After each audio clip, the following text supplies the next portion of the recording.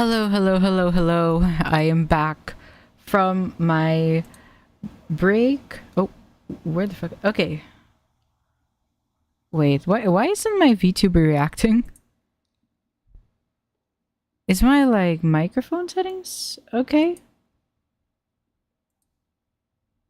Okay, I'm using my Yeti X, so, Okay. Okay. Alright. Alright, now the VTuber is working. So I've been like away for a while because of real life obligations, and I had to like postpone my stream over and over and over. And it was like, bro, I was just so tired and so busy with school that was crazy. Like I couldn't cover drama at all. But now like my schedule's freeing up a bit. But hopefully I can go back to my normal Wednesday schedule.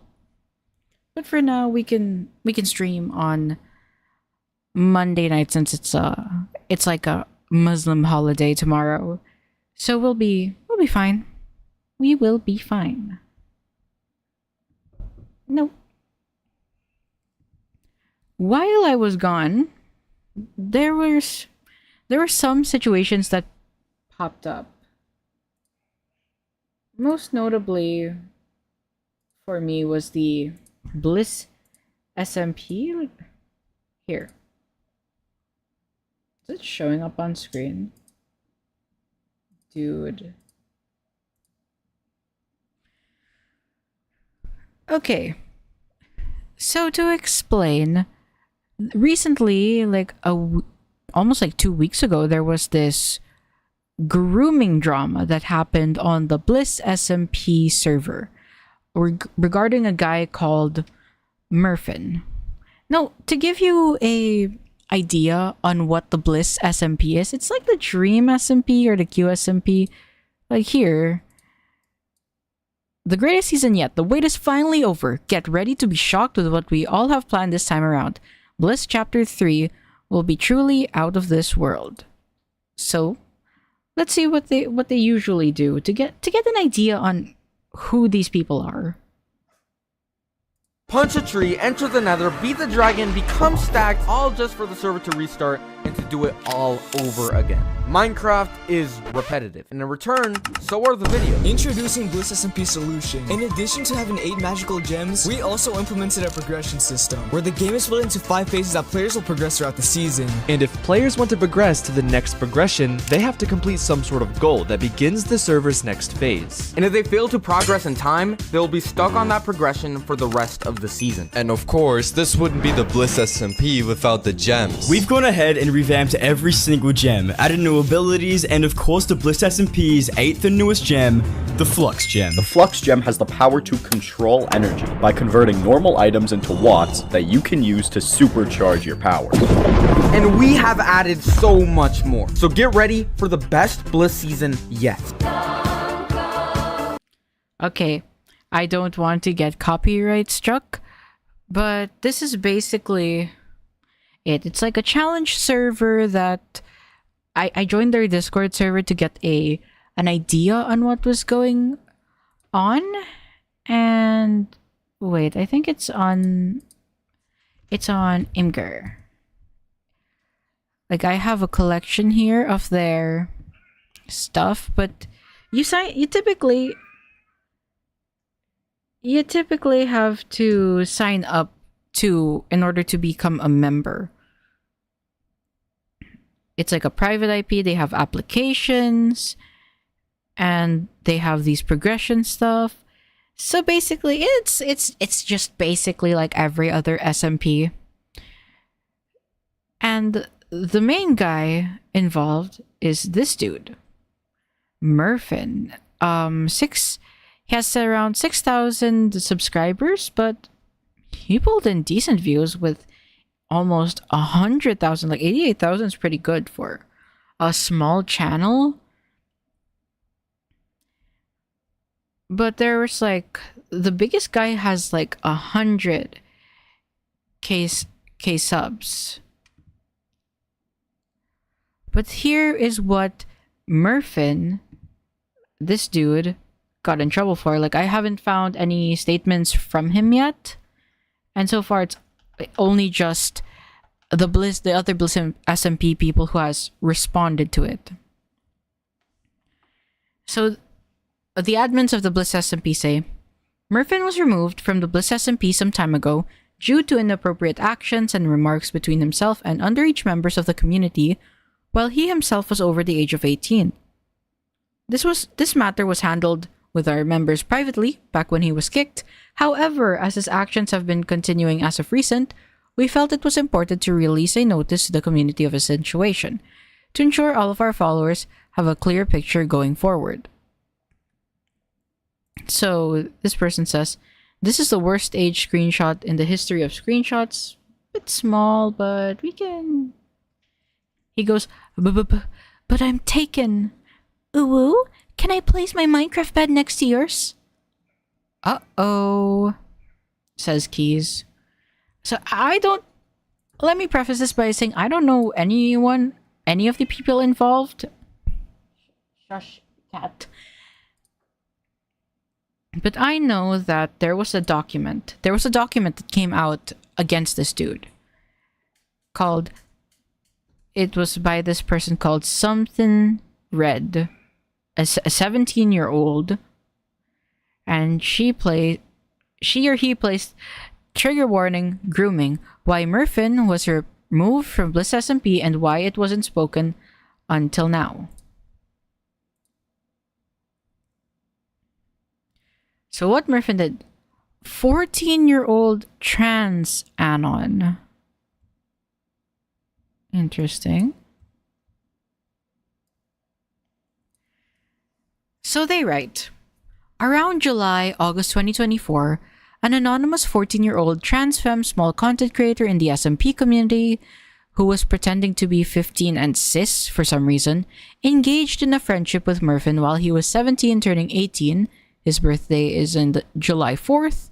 During this friendship, Murphin would constantly make sexual jokes and things like calling her his wife and saying he loves her. Eventually, she caught feelings for him due to this. Once Murphin realized that she had caught feelings, he confronted her about it and told her that they couldn't be in a relationship due to the age gap being 15 and 18. And after sorting those things out, you'd think things are fine, but then he continued to flirt with her and say things like I love you and calling her his wife despite the age gap being 15 in quotation marks and 18. So to start, yeah, it's weird. Why, like, even though we can say that she lied about her age, you shouldn't be engaging in this sort of behavior with minors at all. Even if you are still technically a minor, this is not cool. This is not acceptable.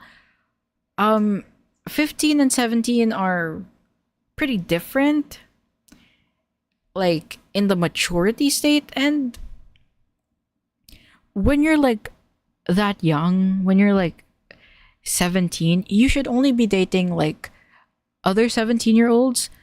Like 16 is the lowest you can. It's like 16 to 18 is the age range you can be engaging in that sort of behavior. And like, if this 14-year-old trans femme small content creator was telling people that she was 15 instead of 14, I don't think you can fault him. You can't fault him for thinking she's older when she's saying that she's older. But what you can say is that it's completely inappropriate behavior and it should be condemned. And he knows it's wrong. So why does he continue to flirt with her? Like, yeah, I can accept that as grooming. So it continues. Eventually, in August that year, Anon's Discord was confiscated by her father, in which her father proceeded to message Murphin and tell him that she was a boy and that she was 14, leading Murphin to realize that she was in fact transgender and not a cis woman. Not that that changes anything, but most importantly, he realized that she was 14, which in my opinion doesn't change anything because it's still around a year age difference that she had to lie about. Eventually, she DM'd him on an alt account saying that her main was hacked, and instead of believing her father, he believed her until he was scolded by his friends in the Bliss SMP for it, and he cut contact with her.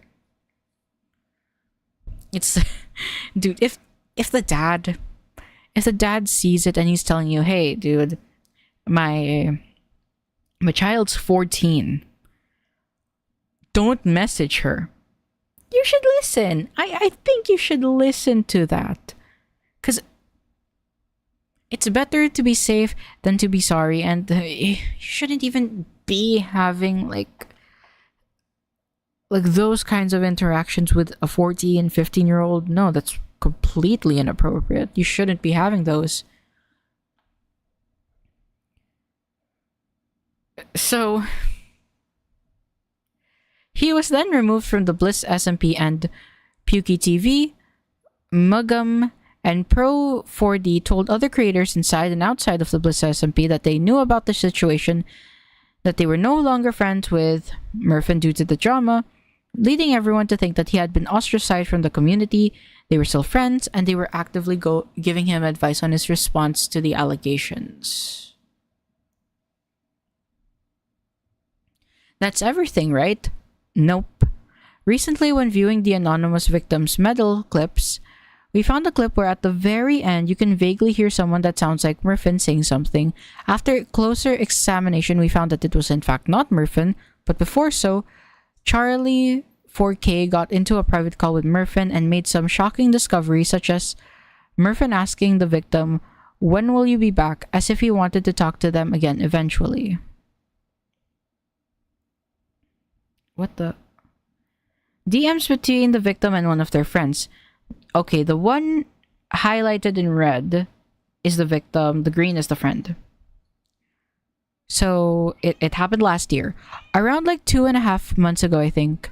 May 29th, around there. I made this group chat with Murphin and Nizo, and I started calling in there a lot. And Murphin did this like bit thing, I guess. What bit? Where he was like calling me his wife and saying I love you in VC, and when I didn't say it back, he would be like all sad. It was all a joke, but I told him I got kinda uncomfortable with it and he stopped. But after that, I don't know, I guess I started kinda liking him, and sometimes I would say I love you and stuff in voice chat. He said it back, and then one day he sent me a message that was like, "Do you like me? Because if you do, we can't be a thing since I'm about to turn 18 and you just turned 15. So he knows it was wrong. So he knows it was bad. So why are you engaging in that sort of behavior? It's just like, would I call it grooming? So far, I'm a bit iffy on that, but it's completely inappropriate behavior. And he knows it's wrong. So therefore, it is bad. So the friend says, what the actual fuck? His birthday was July 4th, by the way. Okay, wait. When was he saying stuff like this? Before he was 18 or after? All the wife stuff was before.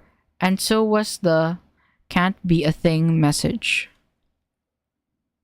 Why were you lying about your age? After the first wife thing, it wasn't really a joke. So the friend says, so his comments, like him saying I love you and the wife thing, didn't seem like a joke at times. Victim says, the wife thing at the beginning was kinda a joke the whole time, but we said I love you to each other for like over a month, and that wasn't really a joke. And when he turned 18, were there any inappropriate jokes / remarks that ever made? After he turned 18, he stopped for like 2 weeks, but I think I sent a few I love yous and he started saying it again. Less, but... So what it seems like to me is that Murphin realized that, hey, this is wrong. I can't be messaging you like this. But he gave in and started messaging them, and I think he was kind of like looking for an relationship with this person, which is weird. Like, you shouldn't be shouldn't be doing that. The lowest that you can date at 17 is a 16-year-old, but I'd suggest not dating at all at that age. especially e-dating. Like, don't e-date. For fuck's sake. Don't e-date. Okay, so these are the messages with Murphin. Good morning, Murphin. Good morning. I see. I'm sorry. Bye. Victim's name. When will you be back? I have no idea, honestly. I guess we can't finish Love is War. Murphin asking the victim about when she will be back. Okay, so what are these? Proof of the group chat where they were giving him advice. This is a GC, by the way. Working on making sure the response doc/video was good and thorough and planned out and stuff. So, Mugam says, now don't get what I said about me staying off the internet confused with me not being on my computer at all. I did sometimes spend some free time, maybe mindlessly legacy or hanging out with some friends offline and online. But what I mean is that I stopped being as chronically online as I used to be, especially now that I'm a freshman and I've been trying to put myself out there more to enjoy the college experience. And I personally believe that I've done a lot of personal growing during my time off internet. I don't like this section too much. So Murphin replies to Pro, was saying, I think it's good. Makes it very clear that you didn't respond because you were working on yourself, which is good. But I think you should also clarify that you also spent more time working on, I don't know. And he said, okay. And then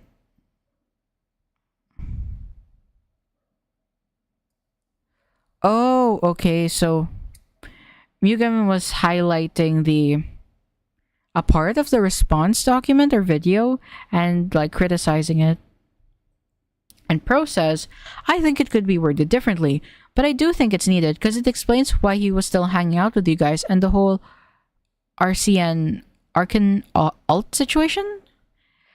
Yeah, I had trouble wording it, but I feel like it's necessary because yeah, Arcan alt. Hanging out with y'all in leaked clips, all that. Mugam replies, I don't know. I wouldn't say mindless PvPing or like chronically online.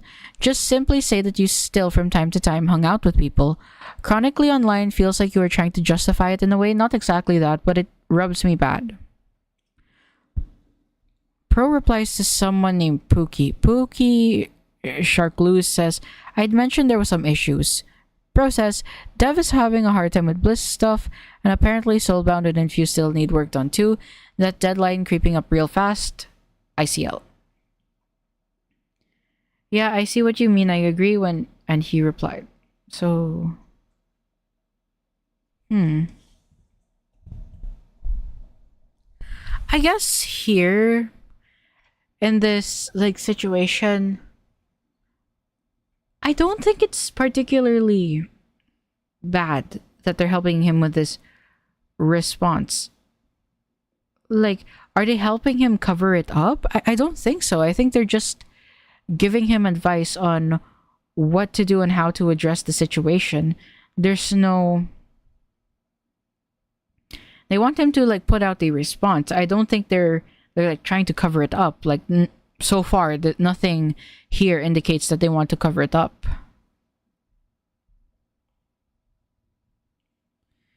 So these are DMs with this Pookie -1 person.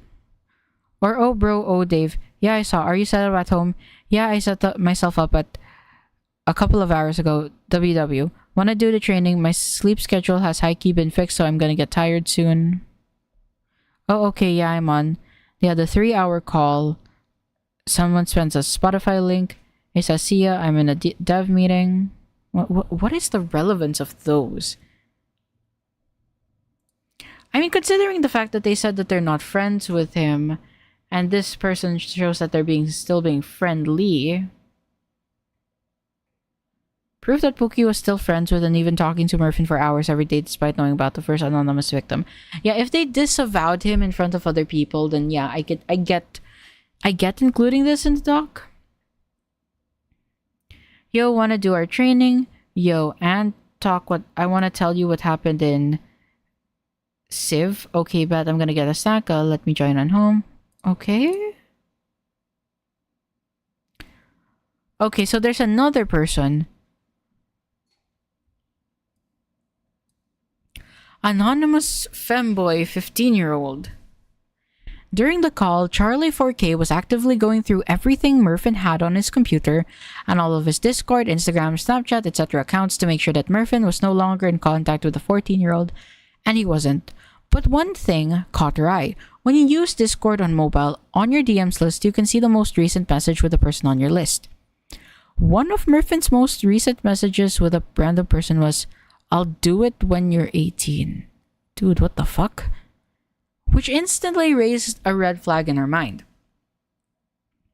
She asked Murphin to go over to those DMs, only for him to quickly scroll through them before she could see anything. Later on, she went through the recording of their call and slowed it down so she could read what the messages between them were, and it was awfully sexual to say the least. After seeing these messages between Murphin and the anonymous 15-year-old, Charlie 4K, 9 Ticks, and Sponker... Wait, Sponker? Got into VC with him where they essentially played good cop, bad cop, and he admitted to a lot of things. Some of those being the age of the anonymous 15-year-old, that being 15 years old, and the other that the message between them weren't just playful sus jokes, and were in fact serious flirting. After showing these DMs of the 15-year-old and Murphin, 18 going on 19, Pookie and Mugam swiftly cut contact with him because they had felt betrayed that he had gone behind their back. Hear the same Sponker as in the next one? Because like, spoiler alert for the next section, for the next segment that I'm going to do after the Bliss SMP stuff, Sponker himself has his own allegations. And I'm not talking about the grooming ones, I'm talking about SA. So, holy shit, double whammy. Let me check. Are they following anyone here called Sponker?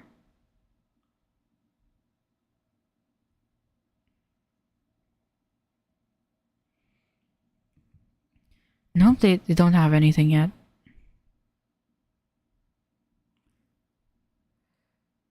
So yeah, I think they probably just gave like Pookie and Mugam gave the guy a chance since they said, okay, it's a one-time thing. Maybe it was like an honest mistake.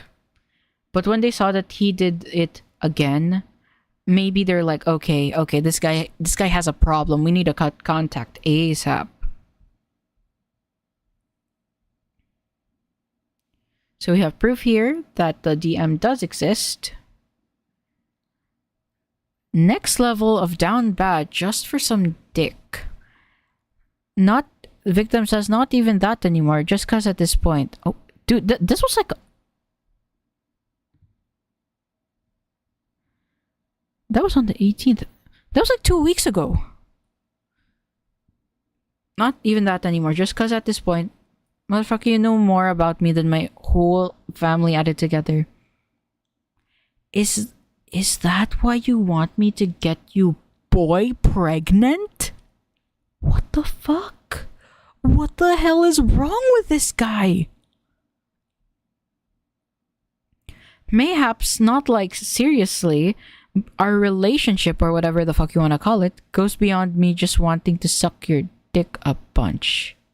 You know shit about me, which basically means if you don't fuck with me anymore, that ain't good. Uh-huh. Why are you having these conversations with a 15-year-old when you're 18, dude? What the fuck? And he replies to that message saying, friends, bro, relationship makes me sound gay. I just want to fuck one of you, bro. How many times must I say this, SMH? Fuck off, it is a social relationship. That is what it's called. I mean, technically, but you emphasizing the word in that sentence gave implication. Anyways, I'm tired. I'm going to bed. Yeah, that's fair. Please no suck dick and sleep. And if you do, it is like 4:30 a.m. for me. Dude, what the hell? At least stick it in so I can have a killer dream. I stayed awake to text you. This is bad. This is bad, bro. Oh my gosh, this guy has a problem. This man groomed. He is groomed. Definitely, this one proves that he definitely groomed. Yeah, I stayed an extra 30 minutes for you. Okay, good night. I'm gonna nut in you. Ew. Okay, good night. Please do. Okay, good night. Good night. Good morning. So you're gonna back that up. So when he says that he'll nut in the person when they're 18. And in a previous message last February, he asks, "How old are you, bro?" The price was mostly so high because, well, Amazon 15. So he knowingly did this with a 15-year-old. What the hell?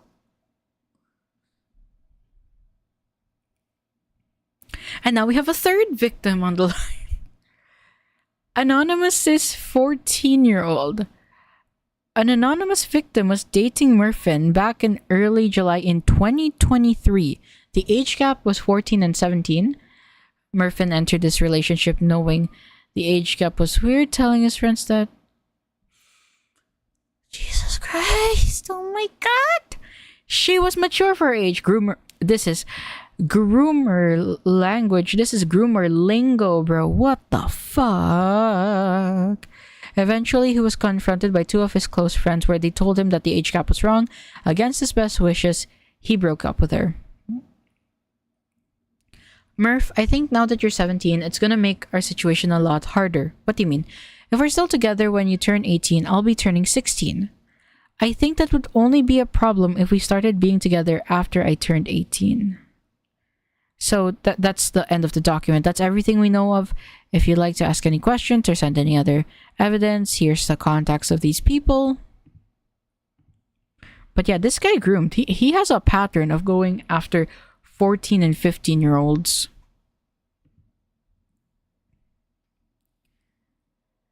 So someone replied here, I think it's unfair to have name drop Murphin's friends because they defended him in quotation marks. Nobody except for them truly know what happened, and it is super difficult dealing with a friend getting exposed for being a predator and knowing what the correct course of action is. So something red replies, dude, they were helping him write this response. They were gonna respond. So this man tried to groom two 14-year-olds. Two 14-year-olds and one 15-year-old. No fans would have known about it. They need to take accountability that they put their fans at risk by supporting him. What if they were faster with making the doc? Murphin would be back in Bliss SMP, I assume, and they would have never known that he was still talking to a 15-year-old. Yeah. I'd like to make a video about this. Okay. Of course they got Sponker. It takes one to know one. Yeesh. So Mugam, I think he's like the biggest one there. He has like 6,000, but on YouTube, like I know that this guy has a lot of subs. Mugam. Yeah, it's this guy. He has 87,000 subscribers. This is the biggest guy here. This is a big Minecraft creator. So in response to the doc, he says, gonna write this now so it's not pure radio silence. Me and Pukey are writing a document currently regarding the Murphin situation. Take anything said / posted currently with a pinch of salt until that is posted. Let me clarify, do not take what Murphin did with a pinch of salt. I am saying wait for me and Pookie to reply before basing an opinion around us. And the people responded with, obviously there's more than one side to this and you can give your opinion, but any sort of defense on the other end will probably fall on deaf ears. Just make sure what you say is your full thought and no context is left out. 9 Take says, hey man, pretty sure a lot of Bliss is leaving and don't agree with you guys. Wonder why the Bliss account retweeted this when most of them don't even agree with you. And the maker of the doc says, there is no pinch of salt. We posted what you two did. That's that. Feel free to respond however you'd like, but the screenshots are there. I'm willing to hear y'all out, but you can't act like the stuff already posted about you is insufficient or irrelevant until your response.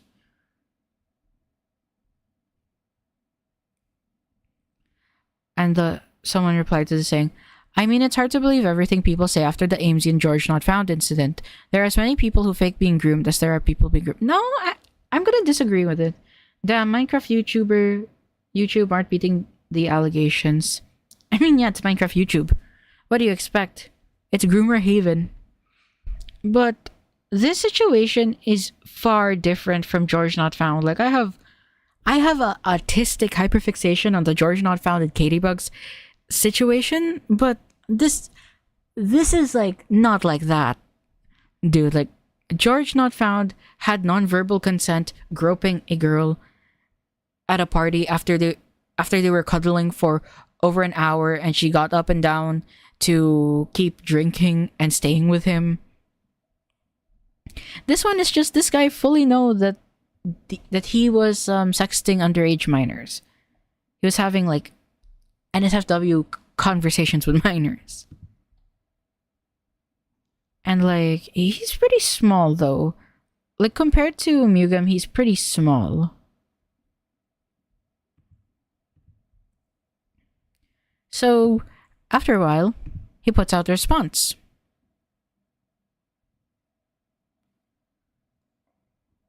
He says, regarding Murphin, before we click, let's see, read here. I want to reiterate that this doc is not meant to act like I was in the right. I wanted to give my viewpoint and thought process and try to explain why I had even considered doing what I did. I'm likely going to be taking a break for I don't know how long, but I definitely do need time to get myself together. Hate the apology or not, I was lied to. My best friend lied to me for months on end, and I was practically letting him get away with it because I was not extensive when questioning him, and that can deeply hurt a person. I am sorry that this ever happened. I deeply mean it. Pookie's document that will be separate from mine and will take a bit longer to write. That is why I did not include his viewpoint much in mine at all. Be patient if you are eager to hear from him. Okay. Has the Pookie person responded yet? Okay, the Pookie person has not responded yet. It's been like... This one has been like 6 days. Let's check my notifications first. Okay. So this is the doc written by Mugam, and the allegation against Mugam is that he was helping write the response document to Murfin's grooming allegations. So he says, for the sake of anonymity, I will not be mentioning any specific names when it comes to explaining any situations regarding the victims of Murfin. I want to ask that you all bear with me. This is my first time writing a document of this degree, and I am sorry if I sound like a broken record for some of it. A lot of it will be explaining how things started with Murfin and his thought process during all of it. So let's start. Back on December 20 of 2024, there had been a discussion between the development team of Bliss SMP, with a discussion to ultimately cut off and block Murfin. This decision was based around the fact that the Bliss members did not want to see anyone interact with Murfin and were grossed out by his behavior. Puke and I had agreed with this decision and decided that blocking Murfin was the best step moving forward. Around an hour later, Puke and I had written a message to Murfin explaining our decision, telling him that we were cutting him off completely. If you were wondering why we had even bothered to write a message to him instead of simply cutting him off, it is important to note that Murfin, Puke and I were all close friends for over 2 years now. This bond had only gotten stronger starting around November to December of 2023, where we had all hung out for hours on end nearly daily. We had a very close attachment to Murfin, as he was practically our best friend. He was my best friend, and we didn't feel it was right to simply just block him out of the blue with no explanation given. It's difficult to throw away something like that without saying anything to them. So basically, Murfin was basically the George Not Found to Mugam's dream. They were like, I've never watched Mugam. I never knew about him until like I was collecting links for the segment. So I wonder if I look at his YouTube, was Murfin there? We can go Mugam.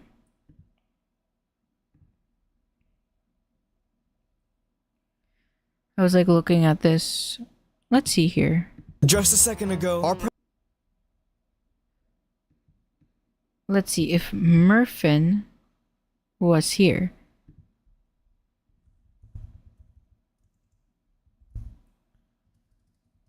Murphin.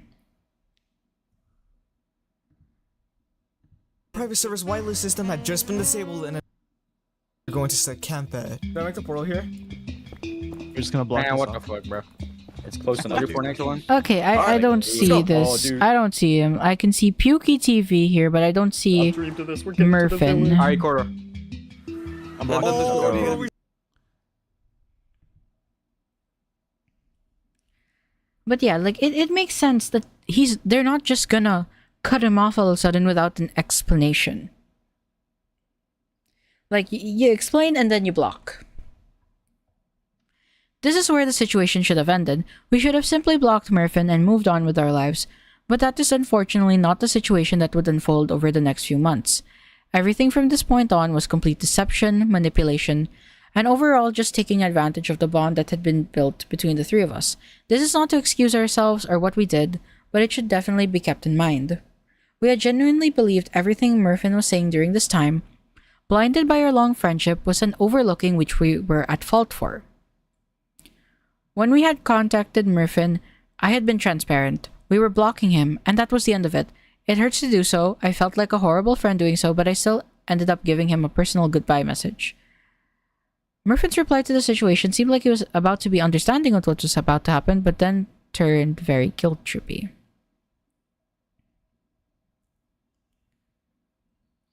Okay, so he says on the 20th of December 2024 at 2:56 p.m.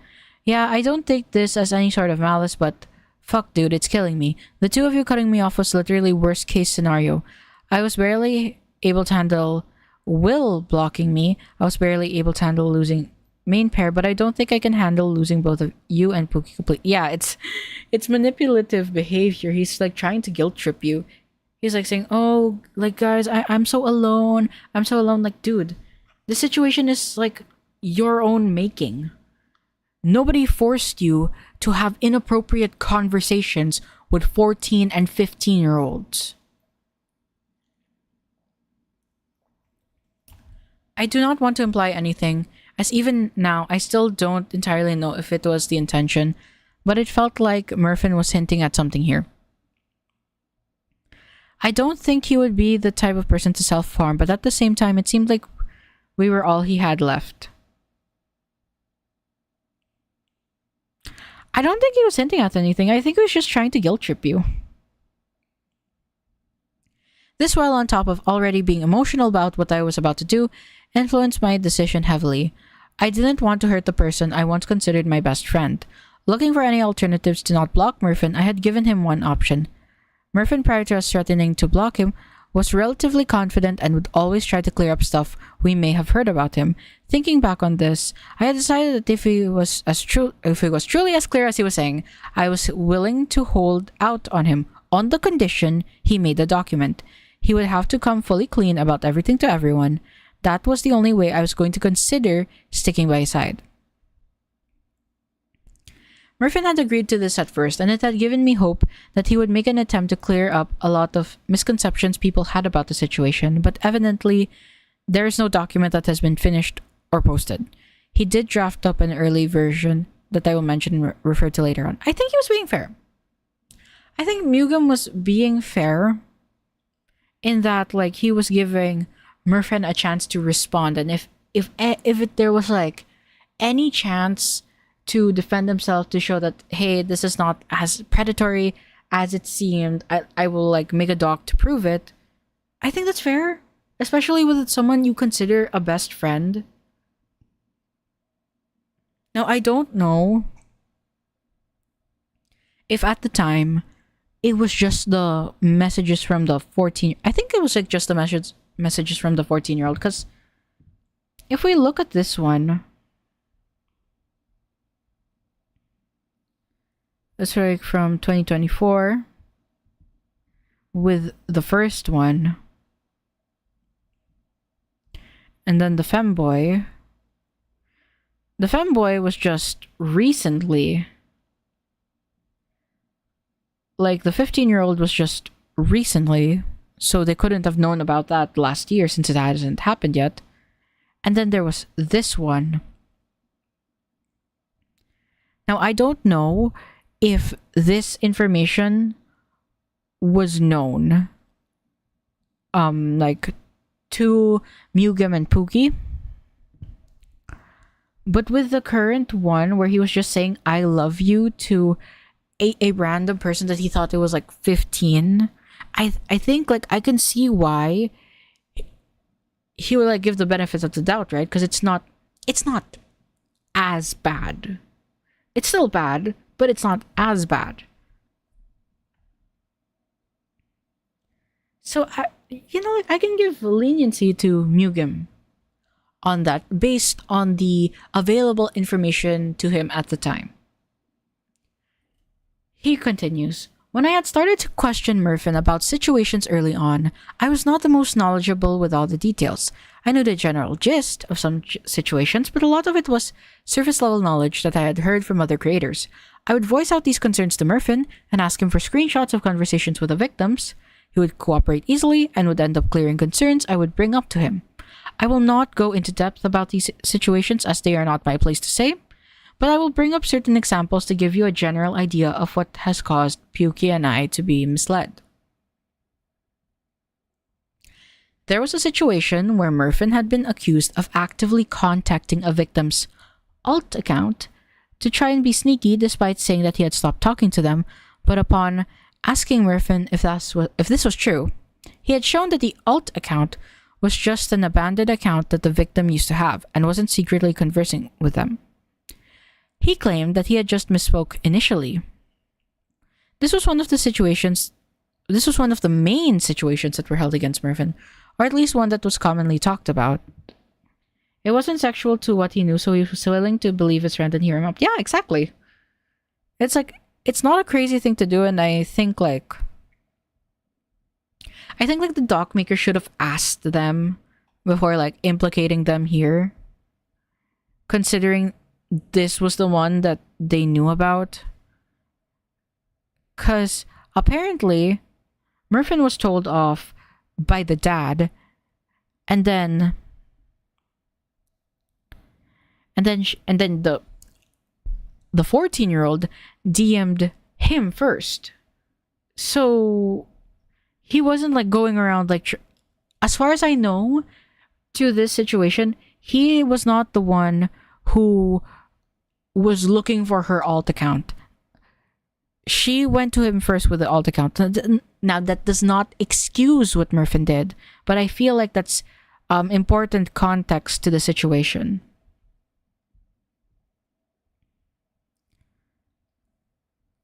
Me and Pookie ended up believing Murphin here, completely oblivious to the fact that this might not have been the full scope of things, and furthermore, why we continued talking. So here are the DMs.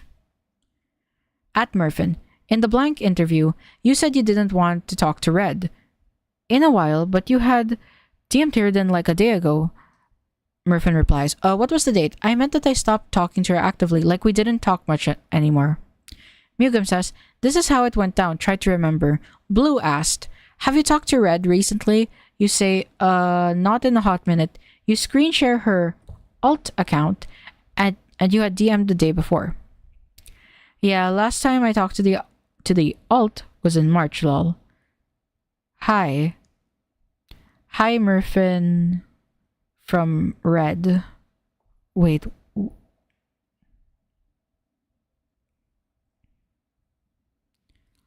Okay. Okay. By the way, what was the time difference before October 8, 2024? Did you talk to her actively before then, or was there a gap there? And Murphin replies, in game IRL, how is Red? Hi, I'm Ye. Good. Okay, so you are being truthful, bet.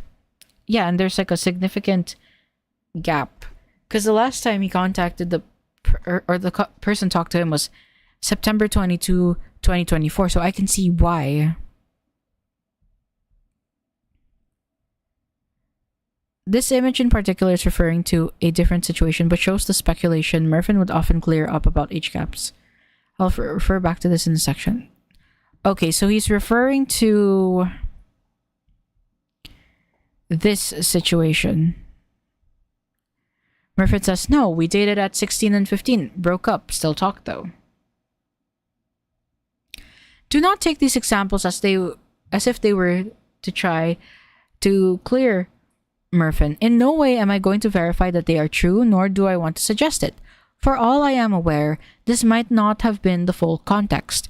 I'm just trying to express that at the time, I had started to become a bit more trusting of Murphin's innocence once he had cleared up the situation to me, and he had told me that he was not actively talking to the victim. Clarifications like this were often and had been what led me to continue the compromise with Murphin's unblock. Which is like, it's fair enough, dude. Fair enough with the information that you had at the time and the fact that this guy was one of your best friends and you didn't know about the other stuff. Like you did. I feel like the second victim was the most damning one, and that was just this month. There had been a lot of accusations against Murphin regarding the fact that he was 18 during the early parts of this. For example, Murphin had told me that there was someone who had confronted him and had been told that he was 19 dating a 14-year-old. Murphin was and still is not yet 19, which is what confused me heavily as to where this had come from. There seemed to generally be a lot of speculation about Murphin being older than he actually was in some situations. This made it easier for him not only misrepresent a lot of truths, but made it easier for me and Pookie to believe it. Murphin says, last year, he said that he had heard that the red blank, that I was 19 and she was 14. Mugen replies, what the fuck? At the time, it seemed generally like people would mix up the ages or details about certain situations, and when I would ask Murphin, he would always clarify it. I found it easy to trust him, because it felt like people were getting everything mixed up. Again, simple clarifications like these are what had genuinely led me to believe that people had just had things twisted. I felt at the time like I knew the truth about everything, and I really didn't want to believe that Murphin was this irredeemable degenerate that everyone was making him out to be. I wanted to believe he was simply being misunderstood and that a lot of allegations revolving around him were false. Murphin was typically very confident when it came to disproving a lot of the things me and Pukey had come to him about. It made it very easy to try and see the good in him. That's the thing with allegations. You have to be very clear about the details, like what were the ages, what happened, when did it happen? Because if you get stuff wrong, it makes it harder for people to believe you, and the groomer in the situation can get away with it because they're relying on the misinformation to have a way to wiggle out of it, right?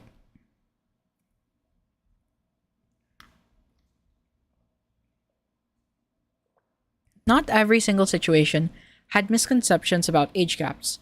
There was a situation where Murphin was undeniably a legal adult. This one is going to be the hardest to explain, as this one in particular is unfortunately the one I believe I didn't have the full picture of. As some might have seen in the Some Thin Red document related to Murphin, this situation ties back to the 14-year-old trans femme creator. Forgive me with my wording because I am going to try to explain this entire section the way we had seen it before without trying to downplay the victim. When the situation was brought up, Murphin had explained it in a very different lighting contrary to the Some Thin Red document. As far as we knew back then, we were not aware of anything sexual happening between the two. We were aware that the victim had feelings for Murphin, but the way he told it to us, it seemed like he shut it down instantly. So his reply is, question mark, question mark, question mark. I never told her I would date her. I never did. I want to check. I want to check here.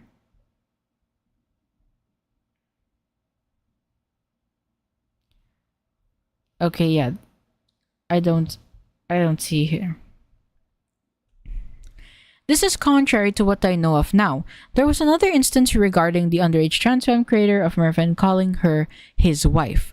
I unfortunately do not have an image to back it up because I am 70% sure it was written in Mervyn's document that I now no longer have any access to, but Mervyn had clarified to me and Pookie about calling the victim his wife.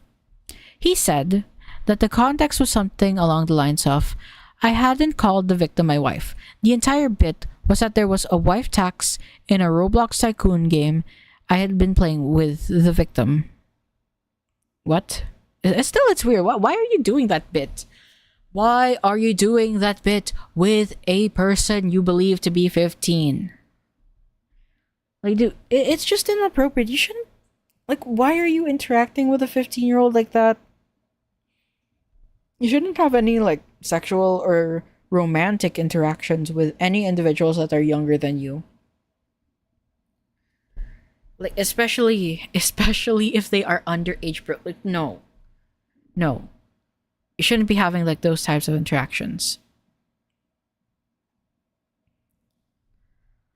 I would try to explain this into more depth, but I unfortunately do not remember everything that was said, and I'm not trying to leave any misinformation in here.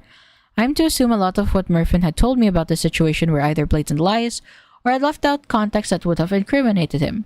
Mervyn telling us that he wasn't calling the victim his wife relieved us a bit, as we thought that at the time that it was just another misunderstanding. I want to reiterate that this isn't downplaying anything said in the Something Red document at all. I believe that everything they said was correct. Mervyn did these things and had purposely either lied or left out a lot of key details. We foolishly believed Mervyn solely because of our trust within him. We were a lot more trusting because of the fact he had been cooperating smoothly and would clear things up when asked. Unfortunately, as a result of being oblivious and overall just idiotic, trusting Mervyn's word, we didn't investigate this situation as deep as we should have. I had assumed that this situation had unfolded in voice chat because during the period of time where the group chat they used was active, Mervyn was almost always calling with the victim. I know this simply because whenever I would ask Mervyn to do something for me, he would usually say he was doing something with them. Typically playing a game or watching a movie. You missed a call from blank from Red, lasted 2 hours. You missed a call from Red, lasted 21 hours? What is he doing 21 hours with this underage person? What? There was some serious grooming going on in that call. Were they like having sleepy nighttime calls with each other? What the? Huh? Like, the fault that they can give them, that they can give Mugen and Puki, is that they were really dumb. That they were really dumb for not and negligent in handling such a serious situation. Because, motherfucker, how do you look at the 21-hour call with a guy who's 17 and a girl who's 15 and think, yeah, this is normal. This is normal, actually. This is normal. Like, bro. There were red flags. There were red flags, man. Their group chat was really active when I imagine a lot of this took place. They called very frequently. It truly does embarrass me that I had not looked further into this situation. As one of his closest friends at the time, I definitely had the position to be able to look into and find more than what Mervyn was feeding me. I am at complete fault for simply just believing what he would tell me. Yeah, like that's fair enough. I feel like most of the criticism, most of the hate should be directed to Mervyn than any of these guys, because as far as we know, they weren't aware of the full extent of it. And if they were aware of the full extent of it, I believe that they would have cut him off. So I can give them leniency, but they can be criticized. They should be criticized for their neglect. This man spent 29 hours talking with a minor. Like, yeah. Basically, this was like a month or like a few weeks before he turned 18. So this was a 17-year-old who spent 29 29 hours talking with a 14-year-old. One of the biggest things I regret heavily overlooking is one of the biggest red flags, Murfin's document. Firstly, I want to say a few things. Yes, it is true. I did give Murfin advice on how he worded explanations within the document he was writing. This was incredibly stupid, but I want you guys to bear in mind I truly saw the best in Murfin. I am not sure if there was a part of me that was in denial because of how long I've known him and how close I got to him, but I didn't want to believe that he was the person everyone made him out to be. I didn't want to think he was an actual pedophile, and that is likely why I felt so relieved whenever he cleared up even the smallest allegations. This is also why I didn't really ever press Murfin too hard after the first few instances he had cleared up. I genuinely thought he had nothing to hide, and even while writing this, it fucking angers me knowing how oblivious I was to him. I didn't expect him to feed me a ton of mistruths in a document that was going to be for everyone's reading and could have easily been exposed. Yeah, like, fair enough, dude. Fair enough. Like, you weren't trying to cover up anything. You just wanted to hear your friend's side, and I don't think I can fault him for that. But he should be criticized. Like, duh, he should be. But I don't agree with, like, name dropping him in the previous doc. Especially, like, I don't even know if Something Red even reached out to Mugam and Pookie to discuss it with them, because I feel like they should have done that first instead of, like, implicating them in helping a groomer.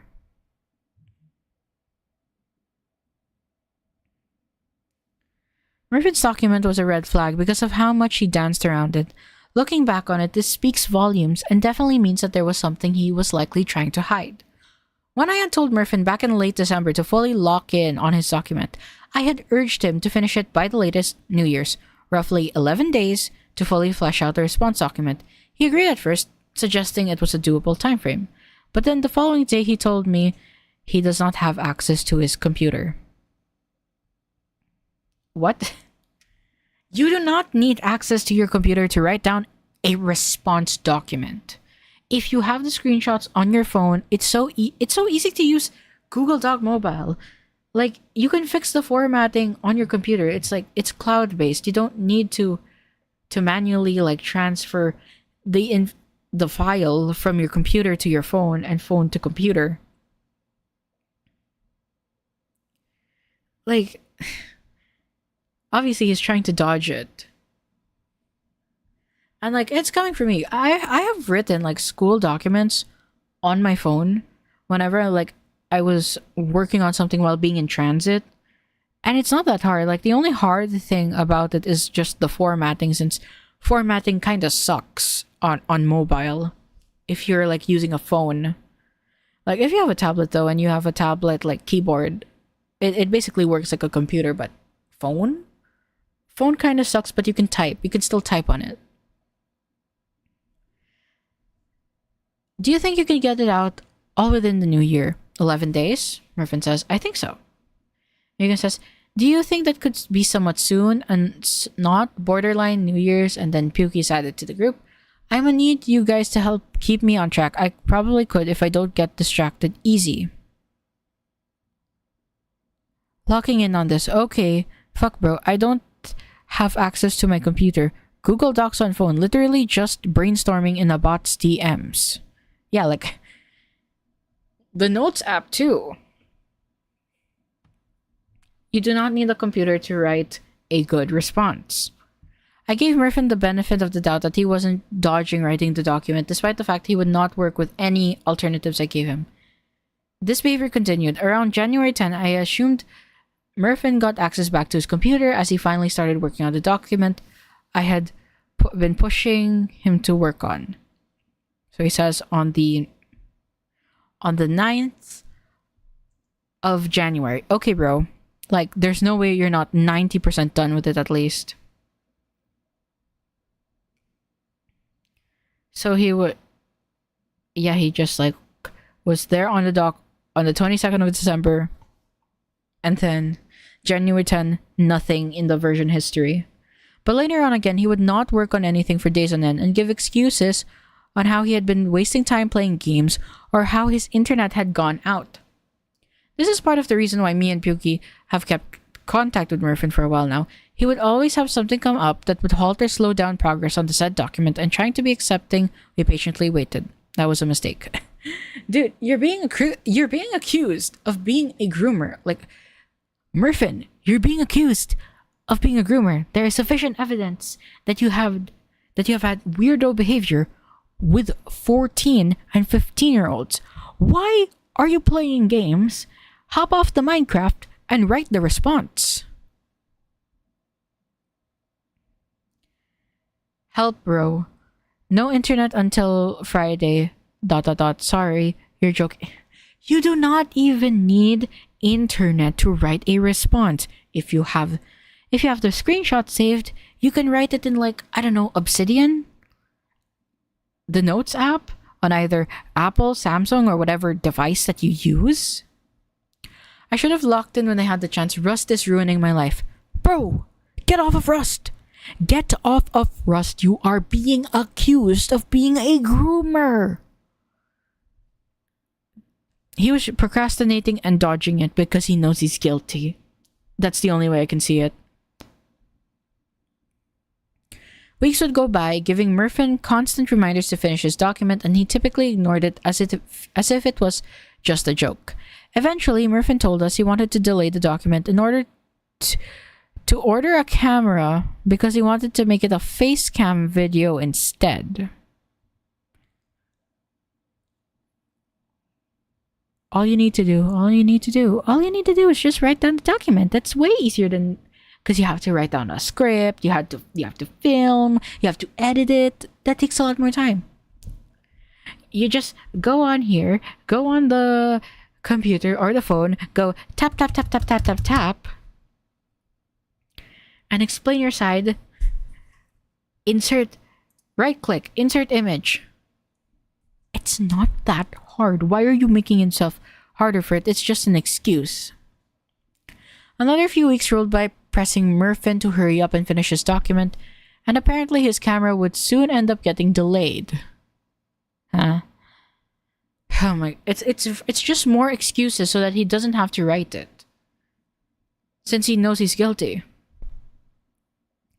Murphin would not post this document because he ended up exposing himself to Charlie 4K and had shown himself undeniably flirting with an anonymous 15-year-old femboy. Neither me or Pukey knew about this. This had shocked Pukey and I, because during the time that Murphin was meant to be working on this document, Murphin had been telling us about how he was getting his life on track. He would portray himself as someone who had truly changed and is enjoying his college life, or started going to the gym. He would show images of himself going on dates and would try to give us the depiction that he was doing some serious self-improvement. He portrayed himself as someone he really wasn't. Goodbye, and he's having hot pot with some Asian woman. I've never seen a man dodge accountability better than Floyd Mayweather dodges punches. True. And it's like, I can understand why like his friends were misled, but I feel like there should be heavy criticism on how they were being way too lenient with him. He's being accused of being a groomer. You shouldn't have that much leniency with him. It's either you work on the document or we're blocking you. You have to give that ultimatum. You have to be firm. The problem with these people is that they weren't firm. They relied too much on the bond they had with Murphin. That's why there was too much leniency being given when Murphin didn't even deserve to have that leniency.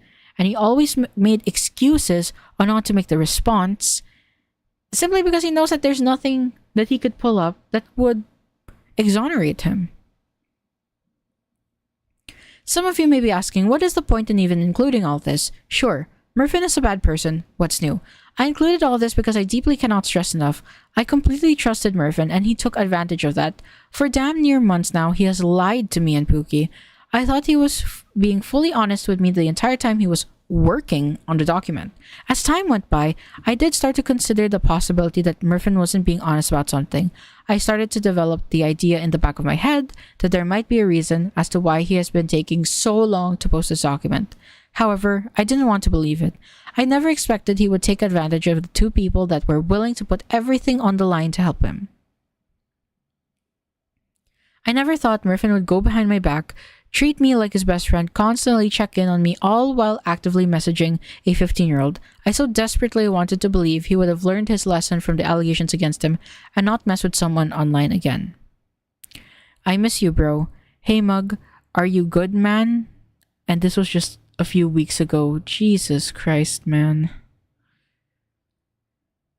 I do not wish to sound like a broken record, but I mean this every fiber of my being. The entire time I had given Murphin the opportunity to clear himself, I did not think he was a pedophile. Like, pedophile is like stretching it too much, but he's definitely a groomer. Right? Like, I think we can all agree that he's a groomer.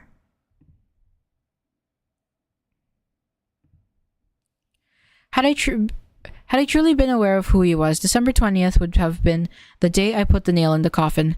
But I am not going to spend this entire document playing victim. Even if I was lied to by Murphin, my actions have consequences. By even trying to defend Murphin, I have turned my back on the entire community. Had I just been truthful from the start and just said what was on my mind, this situation could have easily been prevented. There are a few more things I want to say before I close this off. First being a clip from Take 9 that had been posted to me regarding a conversation I had with Charlie 4K. Let's see. What's this?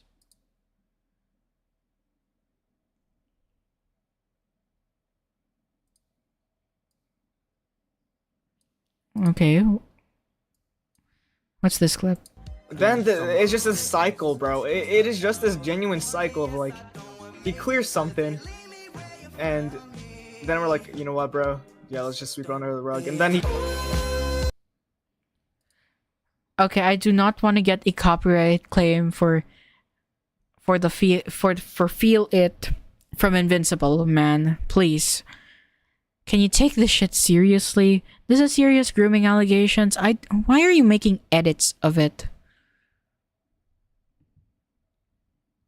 In this clip, I said, then, it's just this cycle, bro. It is just this genuine cycle of something. He clears something, and then we're like, you know what, bro? Yeah, let's just sweep it under the rug. You are likely to infer that I am saying that we have been purposely and knowingly sweeping Murphin's actions under the rug. I'm not that great with speaking in the moment and meant something entirely different by this, so let me rephrase this and communicate what I meant more properly. It is a genuine cycle. Murphin would have another allegation stacked against him. I would go to Murphin.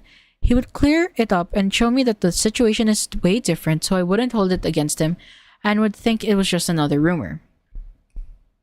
I apologize if that sounded completely different or nowhere near the original sentence.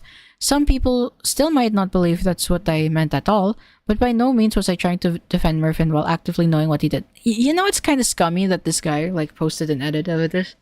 One, by posting an edit of this person saying this, and majority of the clip was like audio that I could get copyright claim for. And it's so clearly like cut off from the context, and it's like scummy, dude. It's really scummy to do that.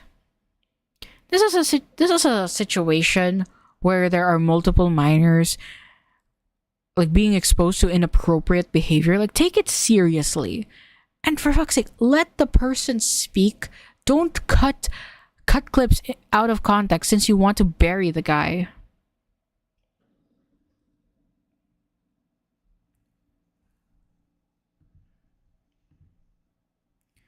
So, yeah.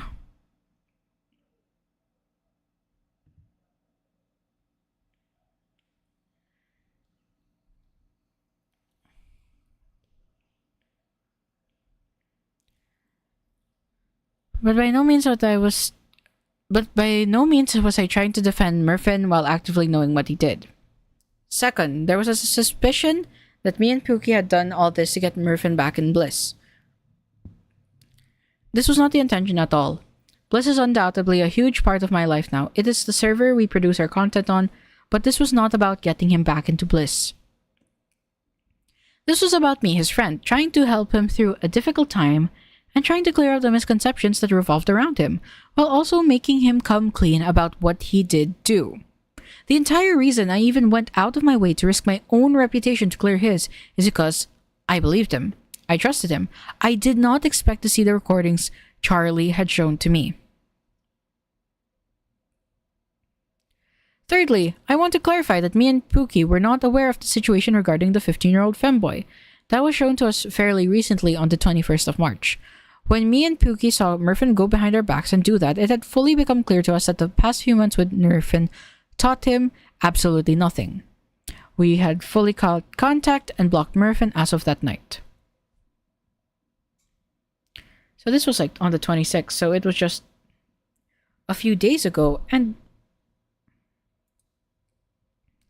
yeah, like, I don't understand why the other people are going as hard on them. I don't know if they reached out first, but they should have reached out. And lastly, Bliss SMP, I am so sorry. I did not think the majority of you guys would hear me out when I had originally given Murphin my condition. I found it more realistic for Murphin to say something that would change everyone's perspective at once, rather than trying to clear his image with everyone one by one. This apology goes beyond Bliss as well. To all the content creators I've friended with within the past nearly 3 years, I want to apologize to all of you as well. This document was written not for reputation, but for all the people and victims I have unintentionally hurt.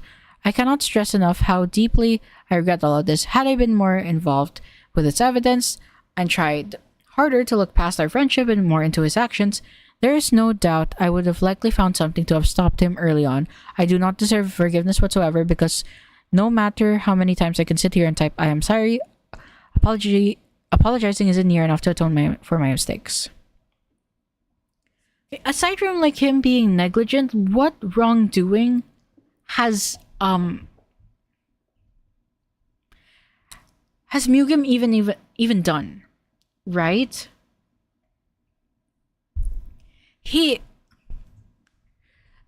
From the information that he's had, he treated his friend fairly. He gave like a fair condition. The worst thing that Mugim done was be a bit too lenient. But he is in no way in fault for what Murphin had done. So I don't get like why he has to even apologize for that when it's Murphin's fault.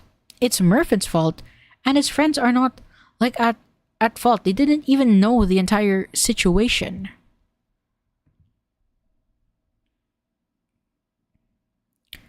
Let's see the shit here. I honestly wish you guys went through everything instead of letting him cherry pick evidence to paint himself in a good life. Because that didn't happen, Murphin started finding even more victims, just entirely irresponsible when handling these type of allegations. I understand feeling empathy for him when you've been best friends with him for so long, but you put that aside when dealing with these types of serious allegations. That's how manipulators will get you. They'll take advantage of the empathy you give them. I really wanted to stay out of this type of stuff, but it needs to be said and no one is saying it. With that being said, I'm deeply sorry that you had to deal with his problems and the manipulation. You were taken advantage of, and that shouldn't be overlooked. Yeah, like this person, fair enough, like, dude, you put it in a good way. It's like,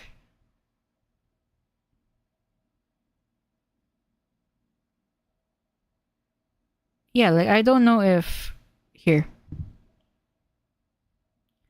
I hope you are aware that if you went through with helping him write the response, you would have been putting your fan base at risk. Everyone would think that what happened was just allegations and will not only make more people trust him, but make people scared to speak out. Believe all victims, even when they're your own friends, goes to show how much they care about it when it's all said and done. Like, dude, it looks like people believe he knew everything and didn't want to hear his side. Yeah, exactly. Like, what the fuck? Like, dude, did you reach out to him before throwing him and Pyuki under the bus? Like, they didn't know. If you had reached out to them, and say, hey, like, why are you helping him doing with this? Murphin did this and this and this to this 14-year-old, this other 14-year-old, this 15-year-old. It's like, I find it so unfair. Like, this person's like criticism, we can critique them for being too lenient, but to put all the blame on them for this, like, no, they were manipulated. Well, Murphin's never gonna come back, and that's good. Both documents show that he's a manipulative groomer that shouldn't be allowed near minors, and he has like a chronic problem with it. So yeah. And I haven't seen any like Twitter accounts of Murphin. He's likely never gonna respond. Let's be more. Yeah, he has his shit locked. So, well, yeah, he's never gonna respond. And good riddance. The Minecraft community needs to purge more groomers. Holy. Okay, I'm just gonna drink a bit of water, and then we can get onto the Sponker segment.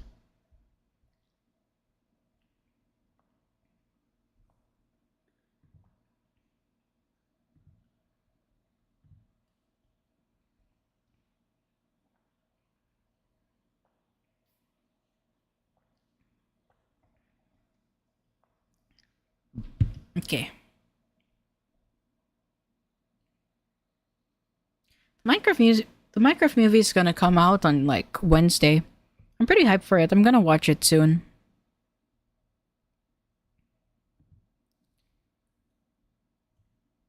Now,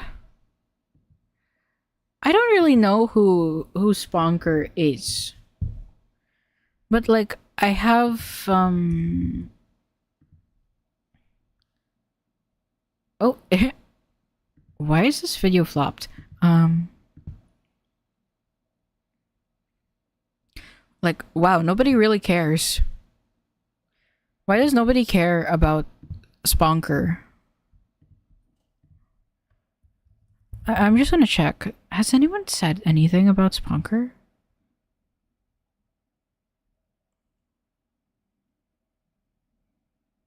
Like http ttp.jaslyn? Nothing, like...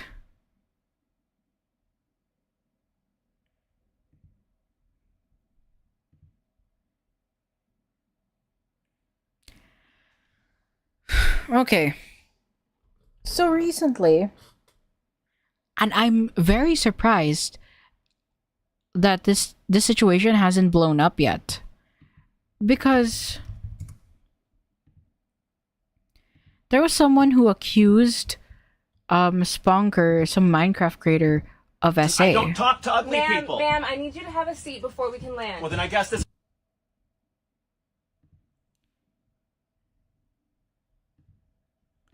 Here. Okay, fine. I'll drag in the slider. Okay, stop doing that, TikTok. Oh my god, TikTok, leave me alone. Let me see.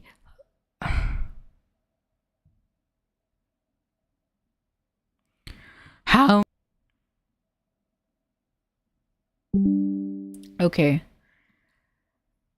So recently, this person accused Sponker, and it's like 109k thousand, 4.2 million on the preview of her SA. She has 91.8k followers on TikTok with over like 1 million likes. No, I want to know who exactly is Sponker, because I know that he's like Dream's trainer. Creeps are something that... Oh, and it's... Oh my god. This is the same guy that we covered This is the same guy that was involved in the previous situation. Bro. Holy. It's all connected. Everything's connected.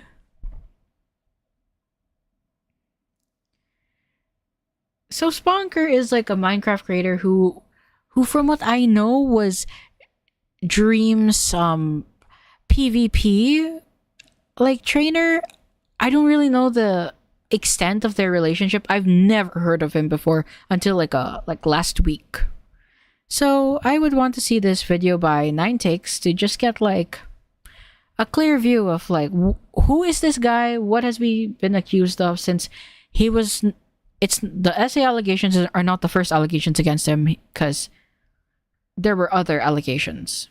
Creeps are something that plague the internet in this day and age, and Dream's ex-trainer Sponker is no exception to that. From pedophilic allegations... Ooh, this guy got... It's a whole circle. Indeed, Depth Reaper, indeed. Trigger warning, grooming Sponker. Recently, there has been controversy surrounding someone in my videos. A few days ago, grooming allegations were being brought to light against Sponker, a former friend of mine, and someone who is regularly in my videos. After a few of his friends and I confronted him about it, he confirmed that the allegations were true. Disgusted, we decided to cut ties with him completely. As someone who was genuinely close with him and considered him one of my best friends, I felt betrayed. This disappointed not only me, but to the people that looked up to him and that were close with him. I want to emphasize that I do not tolerate any sort of sexual misconduct / pedophilic behavior. I do not wish to get any more deeper. Blah, yada yada yada. Spread awareness and shit. Okay. Well, I shouldn't say that. From being a pedophile to allegations of being racist, Sponker has, I guess you could call, a track record for being a scumbag human being. That's 6 by 10. That's 6 by 10.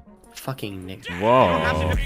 Oh my god, I need to censor that, bro. He dropped the hard R.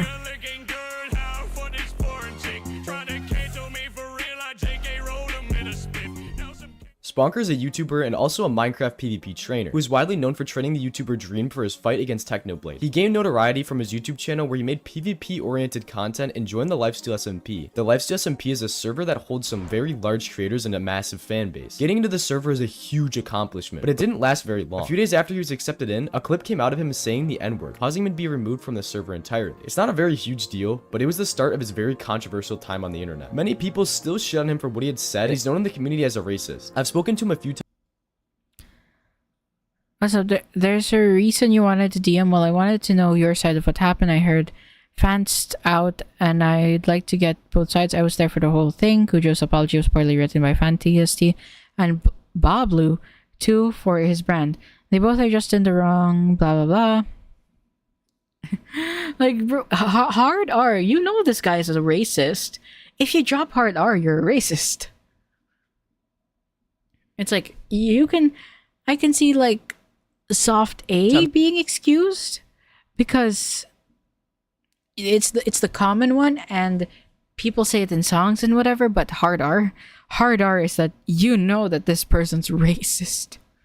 So when I was creating my Cujo XD video, person who's pressured a girl into sending him nudes. Ironic, I know. But he gave me some information on my topic and helped me develop the video. It's sad to see how Sponker played the moral high ground in my comment section, yet was actively doing something much worse than what Cujo had done. Sponker's just another YouTuber to use his fame and platform to groom children. So recently, a friend of Sponker, who goes by the alias Sharpness, was made aware of what Sponker had done in a group chat, where Sharpness would also confront Sponker on all of the allegations, including but not limited to pedophilia. Now, this is a massive accusation to make at someone's character. I know if I was falsely accused, I would be defending myself with my life. Picture it, you're sitting there on your bed chilling when randomly you're added to a group chat with photos proving that you're a pedophile. In your tiny brain, you can either say, I'm sorry, or common Andrew Tate supporter. I think it's clear what the correct answer is. Yeah, obviously it was the Andrew Tate supporter option. That is What?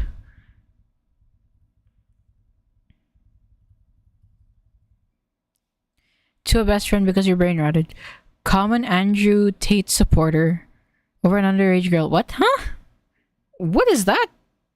What does Andrew Tate have got to do with this? That is sure to get them off your back about being a pedophile. He later states that there's nothing to talk about and nothing to respond to in the situation. But I was willing to throw out the friendship just because I saw how you treated women, and I didn't want to surround myself with that, so I was willing to throw out that friendship. Later says, I was willing to throw out the friendship because I knew how you treated women and I didn't want to surround myself with that. So I was willing to throw out the friendship. Reading that sounds like bro is saying that he was willing to have a sexual relationship with a child because his friend treated women wrongly. EDP 445's excuse right there. That shit is worse than what EDP said about a cupcake. Like, bro, what? I'm sorry, Vinny, but you genuinely treated her like a doormat for so long. I heard everything from her best friend. Sponker, you're trying to use that? Yeah, I agree with Sharpness. He's really trying to pull every single card out of his ass to just... I know that the next video would be like how he defends himself. But damn, bro, what the hell? Justify being with a little girl. He says right after this, so over feelings that I caught, I was willing to throw out the friendship. This is just salt in the wound, man. You're saying because of how someone treated a woman, you're willing to throw out a friendship and become a pedophile and date an underage girl? What kind of delusional is this? Right as this was said, Sharpness hit Sponker with, you were gonna get with her, I'm telling you. Which Sponker leads up with the heat. I've been on the fence about it because I know it was wrong. So don't sit here and act like I had no hesitation. It doesn't matter if you had hesitation or not. You still acted on it. How is this difficult for him to understand? I'm still confused. What is he talking about? He's playing the moral cards. I'm not even with her at all. That's not an excuse. No one fucking cares you were gonna get with her, I'm telling you. I've been on the fence about it because I know it's wrong, so don't sit here and act like I had no hesitation. I don't want to see you around anymore in this community till you fix your life. Leave for you. When he already is morally wrong. He's doing every little thing he can do to make himself not feel like an absolute monster that he already is. So I just accused him of being a disgusting freak pedophile, but I didn't actually show any proof yet. So let's go over what Sponker actually has done. We're more than halfway into the video and that's when you show the proof, dude. What? Bro. As a commentary YouTuber, wouldn't you show the proof first to give the viewers context on what's going on instead of just accusing a guy? Like, come on, man. That's like that's basic stuff. When you go through a situation, you lay out what are the accusations. What are the accusations and what is the evidence for it? Come on, man. You should put this at the start, maybe around the 1 minute mark.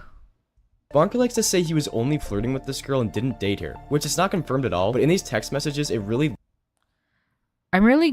To Spencer, I'm really grateful for meeting you. Red, how are you though? What about you? Not maybe. I'm going to receive snaps, please and thank you. Maybe. You're beautiful. Makeup and filters make me pretty. You're my pretty girl, right? Okay. It looks like they are dating. Just reading them... Yay, I'm glad. We sleep call every night forever now, okay? Maybe. No, not maybe. Oh, yay, hi. Huh? Why? Good morning. Good morning, princess. Cause I missed you. You know what to say to get me to do anything, damn. Oh, lol, thank you, baby. I would also like for you to tell me the actionable steps you do take towards it. Yay, okay, I will. I promise. I miss you. What you doing? Good girl. Ugh. Disgust. He's talking to her like he owns her and she's only 14. He asks her if she... What? Shouldn't you be putting that at the start of the video? Why is it at 3 minutes? This video is so poorly formatted. She's his pretty girl and says he is going to send her pictures of herself to him. Calls her baby princess good girl. He is just lying, saying he's only flirting with her. This is way farther than flirting. Bro made it to 4th base with a little girl. Now the screenshots on Snapchat of him are even more down bad. What do you mean you sound stupid? But you don't though. Sounding stupid to me is like really, really hot. This is 4K! How did they get you at 4K? How the hell do you even think this is remotely a good idea? So you're not muting tonight? Hey, who says you're gonna make me enough to want to... Okay, now this is a bit more screwed up, but this is just such a poor call out video. Like, do stuff again. It does not take a lot to make you, baby. That's just the nail in the coffin. She implies that they have done sexual stuff before, and Sponker or Spencer does not even question it, which means he more than likely has done stuff with her before. This guy's not only a pedophile, but also an actual idiot. He just left all the proof right there for us to have. how old? You don't even tell us how old Sponker is. How are you saying this guy's a pedo when, okay, we know that the girl's 14, but how old was he? That's the most important part. Yeah, this shit sounds bad. Yeah, it sounds bad, but it's like, What? Okay. Also really didn't have to prove any of this, but I just wanted to make it abundantly clear how disgusting this dude is. But he literally admitted to all of it. Okay, Sponker says, this group chat is a few of the people I love the most. I need to tell you guys that I did go behind Vinny's back and flirt with his sex, not to mention she was really young, 14. I love the attention she gave me and was seriously fucked up of me to do. I seriously regret it in hindsight, and I cannot stress it enough. I know it isn't who I am. I want to change. Sharpness. Raged at me for what happened and threatened if I didn't leave the internet to go work on myself. He might think that he's wrong for threatening me and raging at me. But he's a real man. I love him and he's always been so real for me. Even though he just unadded me after all of that, I know he wants the best for me. I know he wants me to improve. So that's what I will do. I am no longer going to talk to Izzy and I'm leaving the internet for a while. I have always been weak mentally and I've tried to cover it up by bodybuilding, but at the end of the day, the only way to fix my weak mental is to actually work on and fix myself. I'm sorry to you, Vinny, Sharpness, and you guys. How old was Sponker? He talks about how he went behind his friend's back and flirted with his ex. It was a lot more than flirting, but okay. She was really young, 14. He loved the attention she gave him, and it isn't who he is. He says he loves Sharpness, which is clear cope trying to gather sympathy, and that he was mentally weak and covered it up with bodybuilding. Sponker fully left the internet, leaving us all wondering why he even thought this was a good idea in the first place. I'm pretty sure I'm the first and only Sponker has since made an apology, and his response this aged very well. Wait, when creeps when are was something that Oh, it's from 7 months ago. So he made a response. Okay, what's this? Okay, Nick. How Allegations Ruined My Life by Sponker. YouTuber uses fame and platform to groom children. Exposed for being a pedophile, dating a 14-year-old girl, Predator. Pedophile. Humbled the career of a lifetime. How can you be so sure? In a world where numbers mean everything, where anyone can falsify evidence with a click of a button, how can you be confident that everything you're told reflects reality? How much have you been lied to? And most importantly, what is the truth? My name is Spencer Miles, but you're probably more familiar with the name Sponker. In early 2023, I was on my way to becoming one of the next big names in Minecraft content creation through my ties to some of the biggest creators I'm sure you know, such as Dream and others alike, until I was exposed hundreds of times in under 24 hours. So let's delve into these controversies while also debunking some very serious lies about me. What did I actually do that effectively kicked the platform out from under my feet? Okay. First and foremost, if you've ever heard about me, it's probably thanks to all the insane stuff that's being posted about me online, whether it's people claiming I'm a racist or allegations against me regarding grooming and pedophilia. So in this video, I'm going through... Wait, what was that? Why was that just on the screen?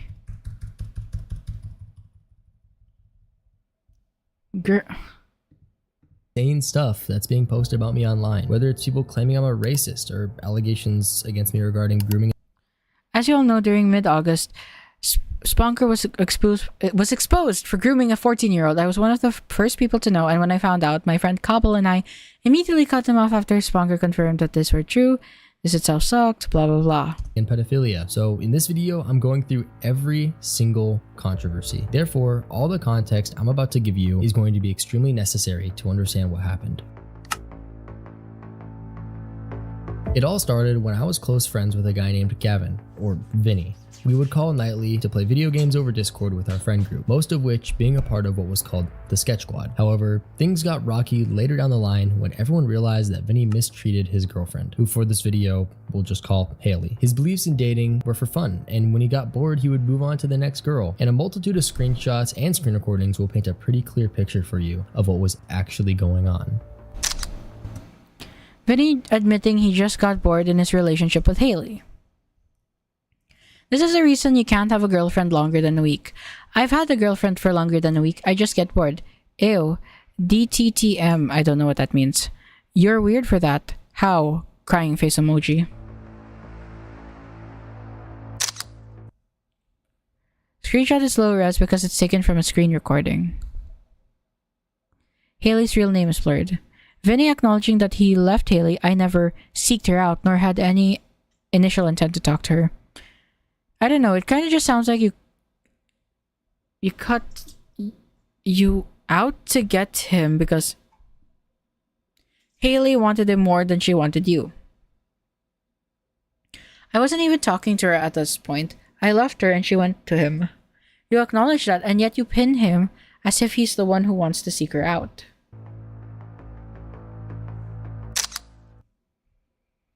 Vinny acknowledging his relationship was abusive. To this day, he's also shown no evidence to corroborate his two-way abuse narrative.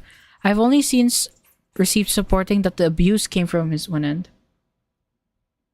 If it didn't say his age from what I can remember, he was born in 2005. Oh, so he's the same age as me? Really? If it's 2005, he'd be about... When was this? It was like 7 months ago. He would have been 19. Would have been 19 at the time. He's a terrible person. Okay, listen, the girl I abused is the same girl who almost sent me to a mental hospital. We abused each other. He wants to comment on that shit. Like it's just a one-sided thing. Okay, that doesn't justify it though. Justify what? The fact that it was a two-way abusive relationship? Yes, I was a shitty person. Did I grow? Yes. What? How old is Vinny? How old is Vinny then? In short, this relationship was extremely toxic, and it drove Haley to the verge of suicide, at which point Vinny decided he didn't want to deal with the situation at hand and used me as a middleman in his breakup with Haley. However, this later proved to be the biggest mistake of my life. I knew Haley was suicidal, so I kept in touch occasionally to confirm she was alright, and as you can see, there was absolutely nothing of such. Setting a boundary with Haley that our relationship was friendly talking only. Talk to me, but nothing flirting or dating. If you really need, you can still talk to me, but nothing flirting or dating. I don't want you to... He's younger than me. I'm born April 8. This guy's like 19. Or like, I don't even know like when this happened. Like he was just 18? Like was he a minor when this was happening? I don't want you to lose your friend over it and it makes you uncomfortable. I never want you to end up hating me because I was selfish. But yeah, if you need me, I'm always here for you no matter what. Sexual nature in these conversations. However, as time progressed, Haley began to feel more and more attached. She began making advances towards me, both sexually and romantically, and I shut her down every single time. Except for one. I sound stupid. I miss you. Come back to me. What do you mean you sound stupid? Like, yeah. I don't know how else to explain it, but you don't though. You don't know that. Sounding stupid to me is like really, really hot. No, I sound stupid, trust. That sucks because you're not gonna be muted time. How do you know that I might mute? Now, she was 14, and at the time I had just turned 18. Knowing that... Excuse me, what? She was 14 and you were 8. Why were you having close conversations with this person? That is such a huge age gap, man. This and continuing was absolutely a mistake, so let me begin by saying I'm extremely sorry to her family and everyone else involved for getting them tangled up in this mess and for any harm I may have caused. The age gap was unacceptable, and ultimately what I should have realized is that I'm not responsible for anyone else's actions, only my own. As you can see, I didn't consider that at the time. I was in the wrong. Regardless of any explanations, my actions were harmful and inexcusable. There is no defending nor justifying what I did. The gap in maturity, innocence, and autonomy between our ages meant that under no circumstances should have any of this transpired. He did. I was initially like going to hear him out, but it's like 14 and 18. Dude, you contact the parents. You contact if she's having suicidal tendencies. I think that's like reason to contact like a mental health service to get to her house and inform the parents. You as an 18-year-old should not be responsible for a random 14-year-old's mental health. That is so inappropriate. Holy shit. But at the end of the day, this actually happened, and I'm incredibly remorseful and sorry that it did. But that doesn't change the fact that I acted inappropriately and irresponsibly with both my platform and on a personal level. I also want to apologize to the Sketch Squad, Cobble, Limited, Tuani, Netkey, Zriki, and Adbait, who have all suffered drastically because of my actions. They've all experienced non-stop harassment, threatening, and doxing. Someone literally showing up at Limited's house for no reason. What the hell? They did nothing to deserve it. They did not. A docs released of Sketch Squad literally days after the Haley situation was made public. Back up, support, defend. Almost all of my friends immediately dropped me after hearing about what I did, and they had every right to do so. Why the fuck were you flirting with a 14-year-old at 18? Or associate with me in any form after they had learned about. All of them condemned my actions both privately and publicly. Good. Good. What had happened. They did exactly what they should have done, so even if you don't forgive me, I do ask that you please leave them alone. And I also want to apologize to you. I know words alone can't undo the harm I caused, and I understand that this apology takes up less time in the video than many people would expect it to. However, I think it's more important to be short and genuine than to spend minutes pandering to fake sincerity. So we're really bringing up Wilbur's half-ass apology. Was it? From the bottom of my heart, I am deeply sorry to everyone who has been involved and hurt because of this. My friends and all of you. In terms of why I mistakenly thought it was okay to do this, I'll never truly understand what was going through my head at the time, but I believe a large part of it had to do with me being extremely immature mentally. After COVID started. Really? Really? That's the defense. That's the defense that we're starting with? Oh, I was emotionally underdeveloped. You're 18 years old at the time that you were speaking with this 14-year-old. I don't care if you're emotionally underdeveloped. You are the older party. You are the one who should be responsible. You are the one who should be setting the boundaries. You should not have been talking to the girl the way that you are. You shouldn't be like talking to her about her mental health. You should have directed that to an actual professional or like contacted her parents. Why? I don't believe this guy. I starting off 4 minutes in. Yeah, no, I don't like this guy's vibes. I went into online school and then fully dropped out a few months later. This meant that I basically never went outside from the beginning of the pandemic up until the start of the situation. I think my lack of social interaction during this time period severely stunted my mental and emotional growth as a person. Boo-hoo, bitch. I don't care. Which resulted in me having the maturity of my 14-year-old self. This is the excuse. Is this really the excuse we're gonna go with? Really? Really? Well, it doesn't matter that I'm physically 18. I'm mentally a 14-year-old. Bro. What? What? What? Watching someone with a different perspective is always nice. Thanks, Neat, but I'm just like losing my mind. And apparently this video cleared his name? This is ass. This is straight up ass. What? His explanation isn't like, oh, I was like really scared for her because I genuinely thought she's gonna herself. It's no, I dropped out of school and I never went outside. I was a total loser. So emotionally, I was 14. Brother, you are not trans age.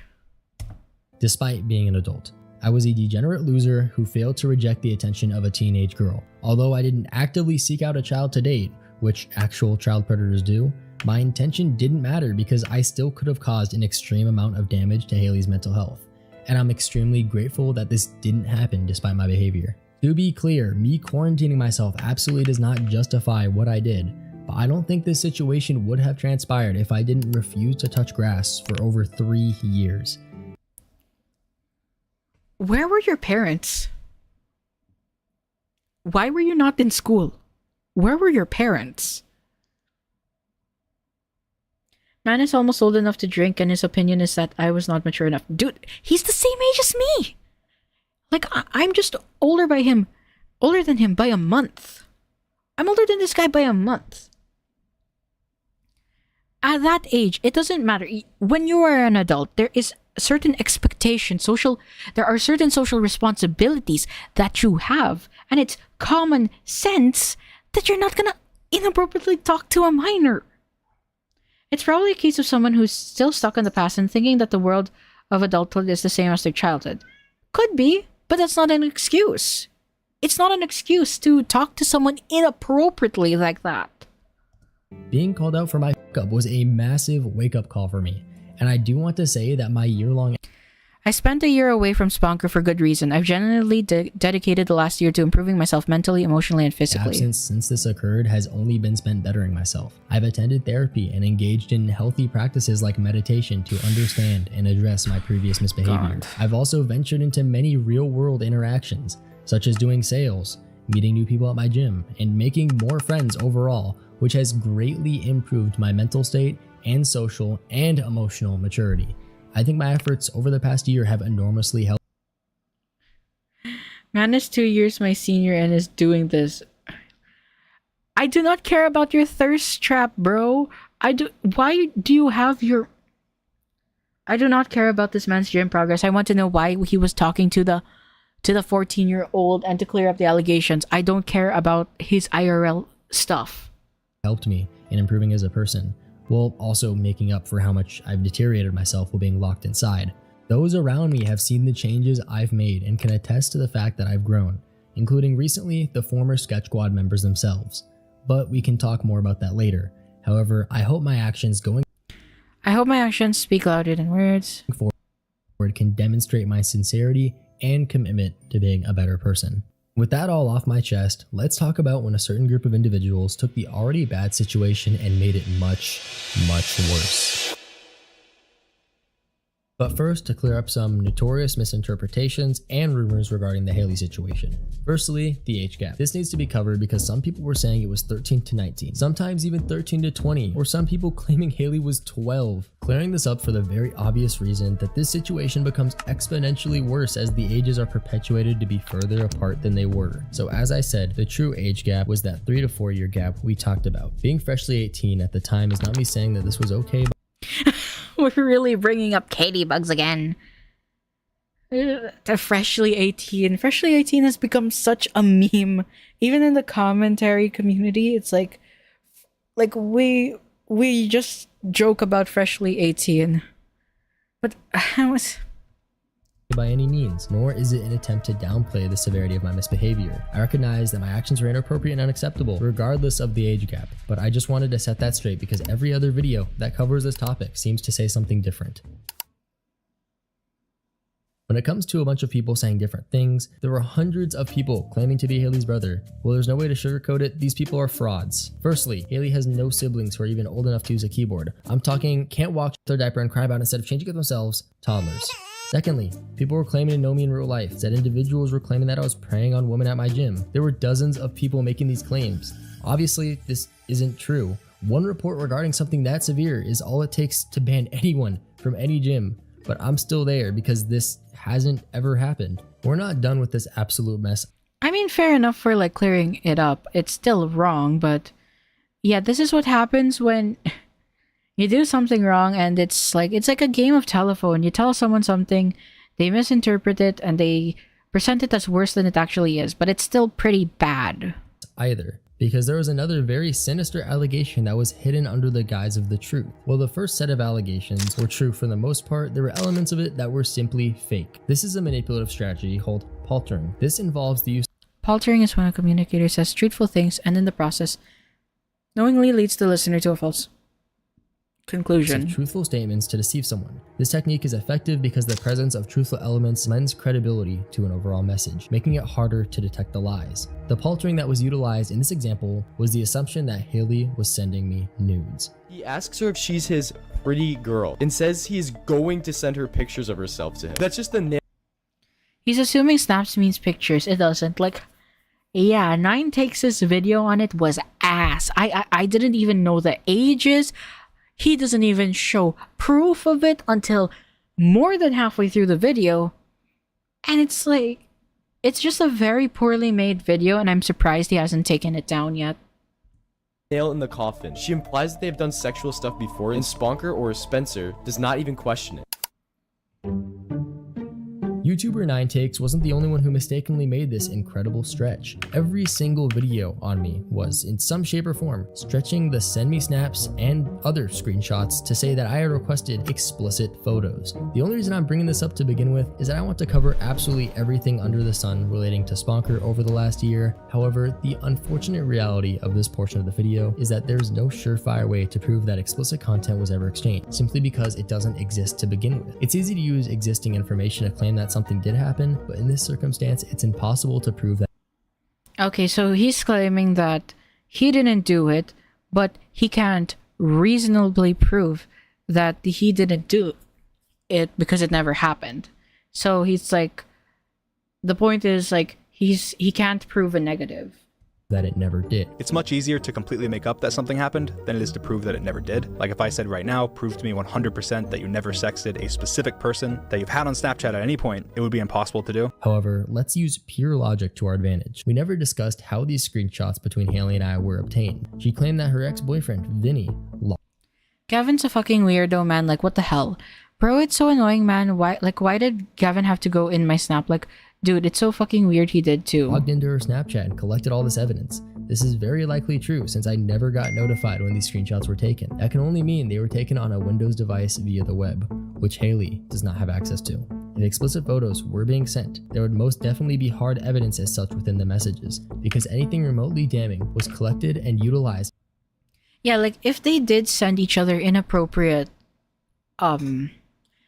Snapchats or like pictures or explicit material, there would also be hints of it in the text messages.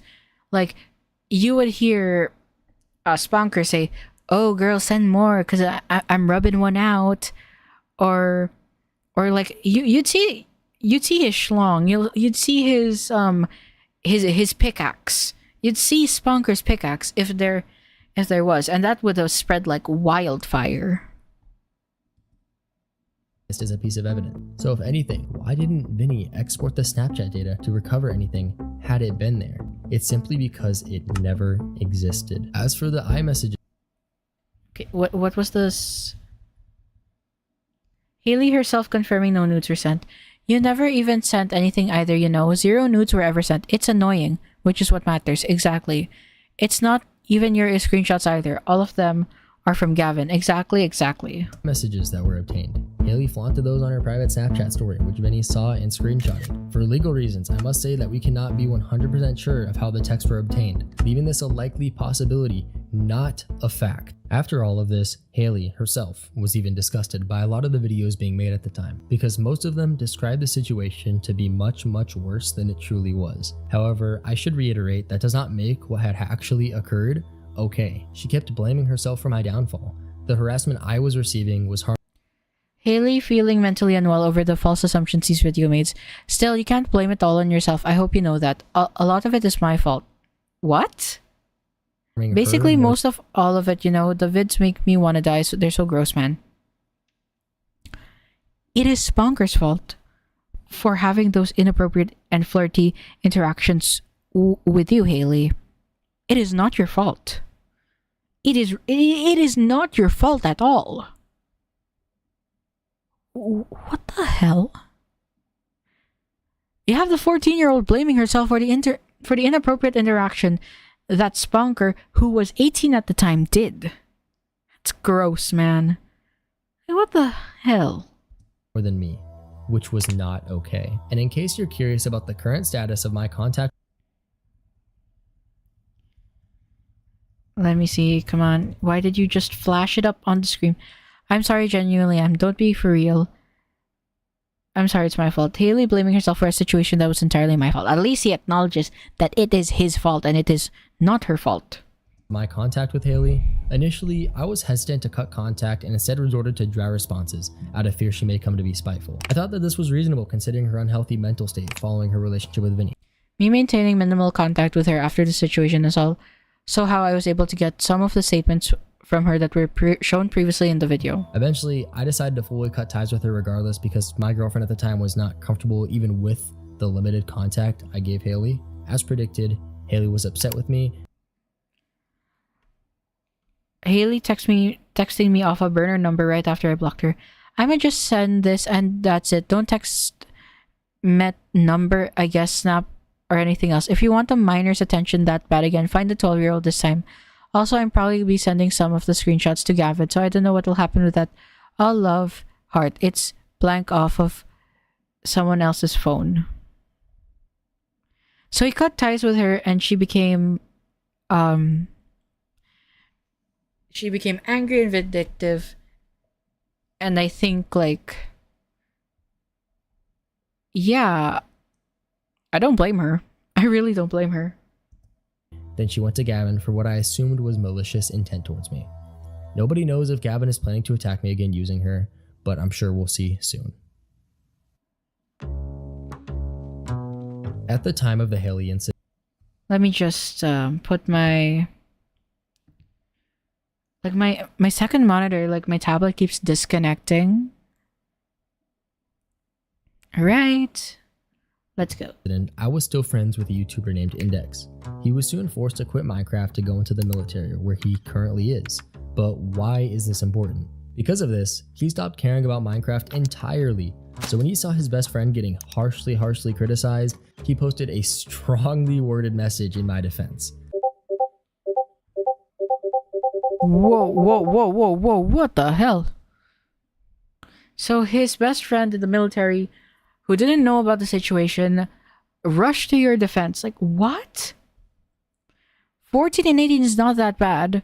It is that bad. It is. Find God and stop being Bro. I'm so lucky that my avatar is blocking that, but you're not beating the racism allegations. Why is your best friend using racist language? I want to clarify that I had no part in its creation despite some beliefs to the contrary. However, I mistakenly defended his message, failing to own up to my own wrongs due to my desperate and negative headspace. A few weeks after this, another set of allegations dropped with one tiny difference. This time, they were 100% fake. I know that may seem shocking, but we'll talk about that in depth soon. Anyways, my only response to the fake allegations was a community tab post simply saying fake, with a screenshot attached showing the profile picture was cropped. Original there. Yeah, and the saturation is different too. Cropped incorrectly. What I didn't realize at the time was that this nonchalant attitude made the allegations look much more real, given I didn't care to respond seriously. Made even worse by my Why is this drama even a thing? It's none of our business to intervene with his life. After all, the ones that actually decide shit are the girl's parents. If they're okay with that, then we can all fuck off. If you ever feel worthless, remember this guy in Sponker exists. Yeah man, you're right. Pedophilia is attraction to prepubescent children, so a more accurate term would be borderline pedophile. previous defense of the Haley situation on Index's community. Not gonna lie, saying I can make you horny to a 14-year-old when you're 18 isn't okay. It's never okay. Post. When it came to my community post, people claimed that it was still me and that I miscropped the profile picture on purpose. One issue. Don't you think if I cared enough to poorly crop the profile picture to say it was fake, I would have also cared enough just to make the account fully anonymous, making it impossible to get caught? You may say then the point of the allegation was to assert that I used my platform for grooming, hence why I would do it under Sponker, but that doesn't make sense, as this grooming supposedly took place in the Undertale community, where my brand would have meant nothing. Obviously, everything I've said here is nowhere near sufficient enough evidence on its own to disprove the allegations, so before I cover these allegations in their entirety, let's talk about the 6x10 controversy. Now, the infamous N-word clip. If you know me, you've seen 6x10, but if you haven't, That's 6x10. That's 6x10. Fucking. What? That doesn't look too good. But we're covering everything, so here we go.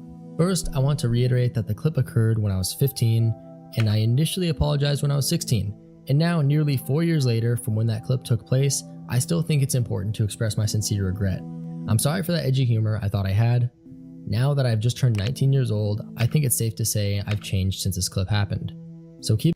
If it's from like 15 and he never used the word after, then it's like I can let that slide as long as he never used it again, because it's not funny to use the hard R. Like, come on, man. I say the words like retard and like spaz and other stuff. Like never the big no words like the like N word, F slur. Like I just use F. I just say F slur instead of the word, you know. But it's not funny to use those words. It's like those are actual. I don't know. I find it trashy when people who are not black use the N word. So that's why I personally don't use it. And it's like, it's not funny humor. It's just like edgy 13-year-old humor. It's like, oh my gosh, I'll say the no word because nobody wants to, and that makes me look cool. It's not self-expression, it's cringe. Keeping it short and sweet, since yet again, I don't want to sit here pandering to the camera to extend the apology. I never meant to offend anyone, but a 15-year-old me thought that slurs equal funny, when in reality, words can hold a lot of power and shouldn't be thrown around with reckless abandon. As a matter of fact, reckless words are the reason I'm talking to you right now, with the false allegations, misinformation, and such, whether their intent is good or bad. Going forward, understanding the weight of my words and actions has been and will be a guiding principle. Unfortunately, this clip stayed everywhere for a long time, being used to label me as a racist.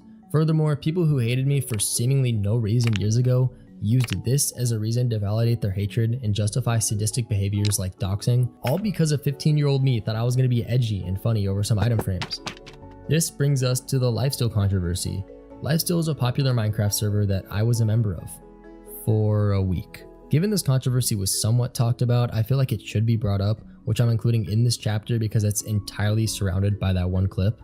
Imagine you're just chilling on a call with two fellow YouTubers, Parrot and Spoke, who are two members on the SMP, when all of a sudden people start beefing with them on a random Discord server. Mind you, at the time the N-word clip was still somewhat fresh, a good 9 months. To this day, I can't say which Discord server this occurred in. Wait, so the reason that you were kicked from that Lifesteal server is for a clip that you said 9 months ago? Yeah, that's entirely reasonable. What? You can't expect people to just like take that and move on, especially if it was still like fresh. Like, had it been 2 years, 3 years, yeah, that's more unreasonable. But 9 months? 9 months is like reasonable to kick you off from it. Or how it got to the point it did, nor can I tell who sent that clip. However, I do know it was one of my previous friends from 2021 who were present in the clip, and who had also a bad habit of this edgy humor.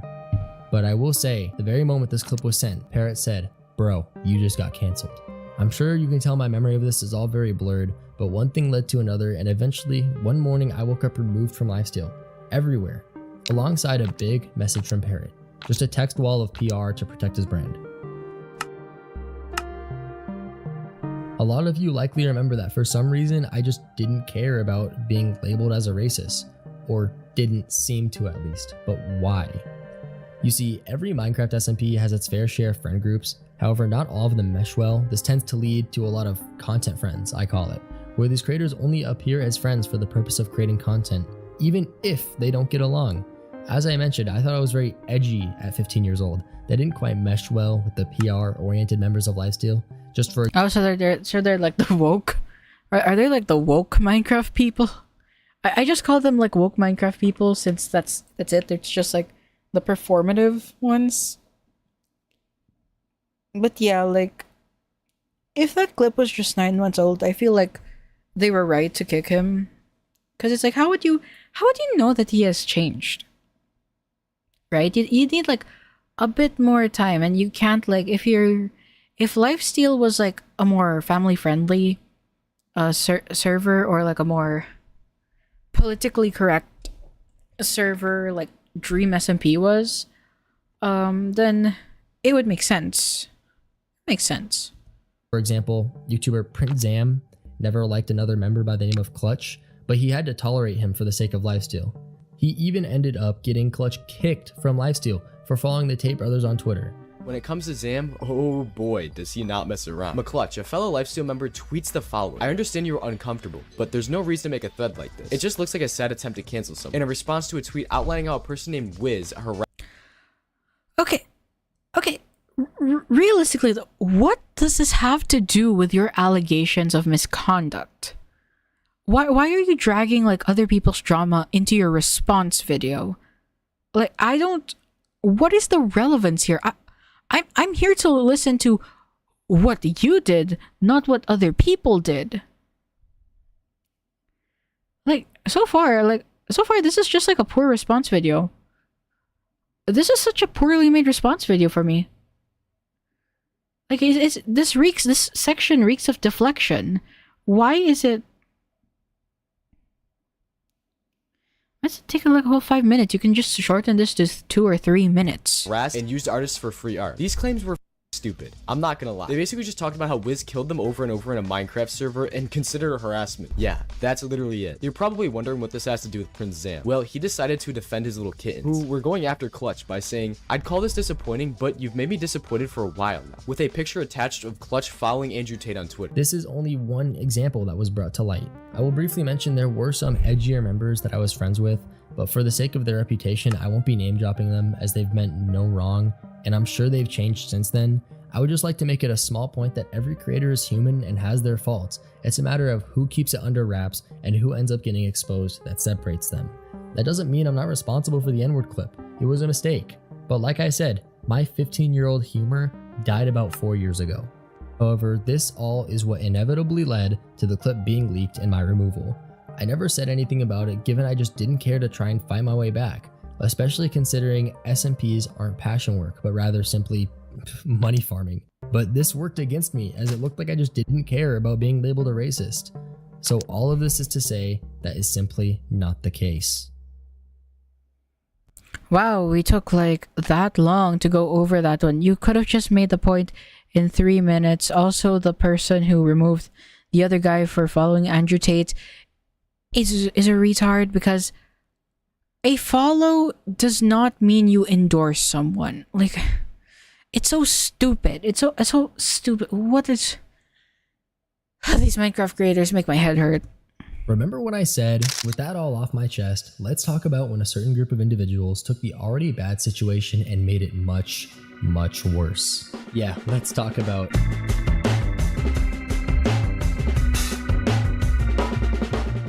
At this point in time, I had already left the internet in its entirety. The drama was slowly dying down as I moved on with my life. At least so I thought. A group of individuals who at this point were yet to be discovered spent months, yes I mean literal months, formulating a set of 2 expose documents about me, filled to the brim with Discord screenshots of things I supposedly said alongside the context for said screenshots. This led to even more exposed videos being made on me, this time composed of 100% defamatory false information. At the time, I was too afraid to take legal action against these defamatory videos and slanderous documents. A mistake I will not make again. I will take legal action against anyone who decides to make or spread fabricated information or allegations about me. Really? Okay, this is like a very important detail that we will come back to in the next segment. While it is fine to criticize me for my wrongdoings, defaming me with misinformation is not only illegal, but actively hurts real victims.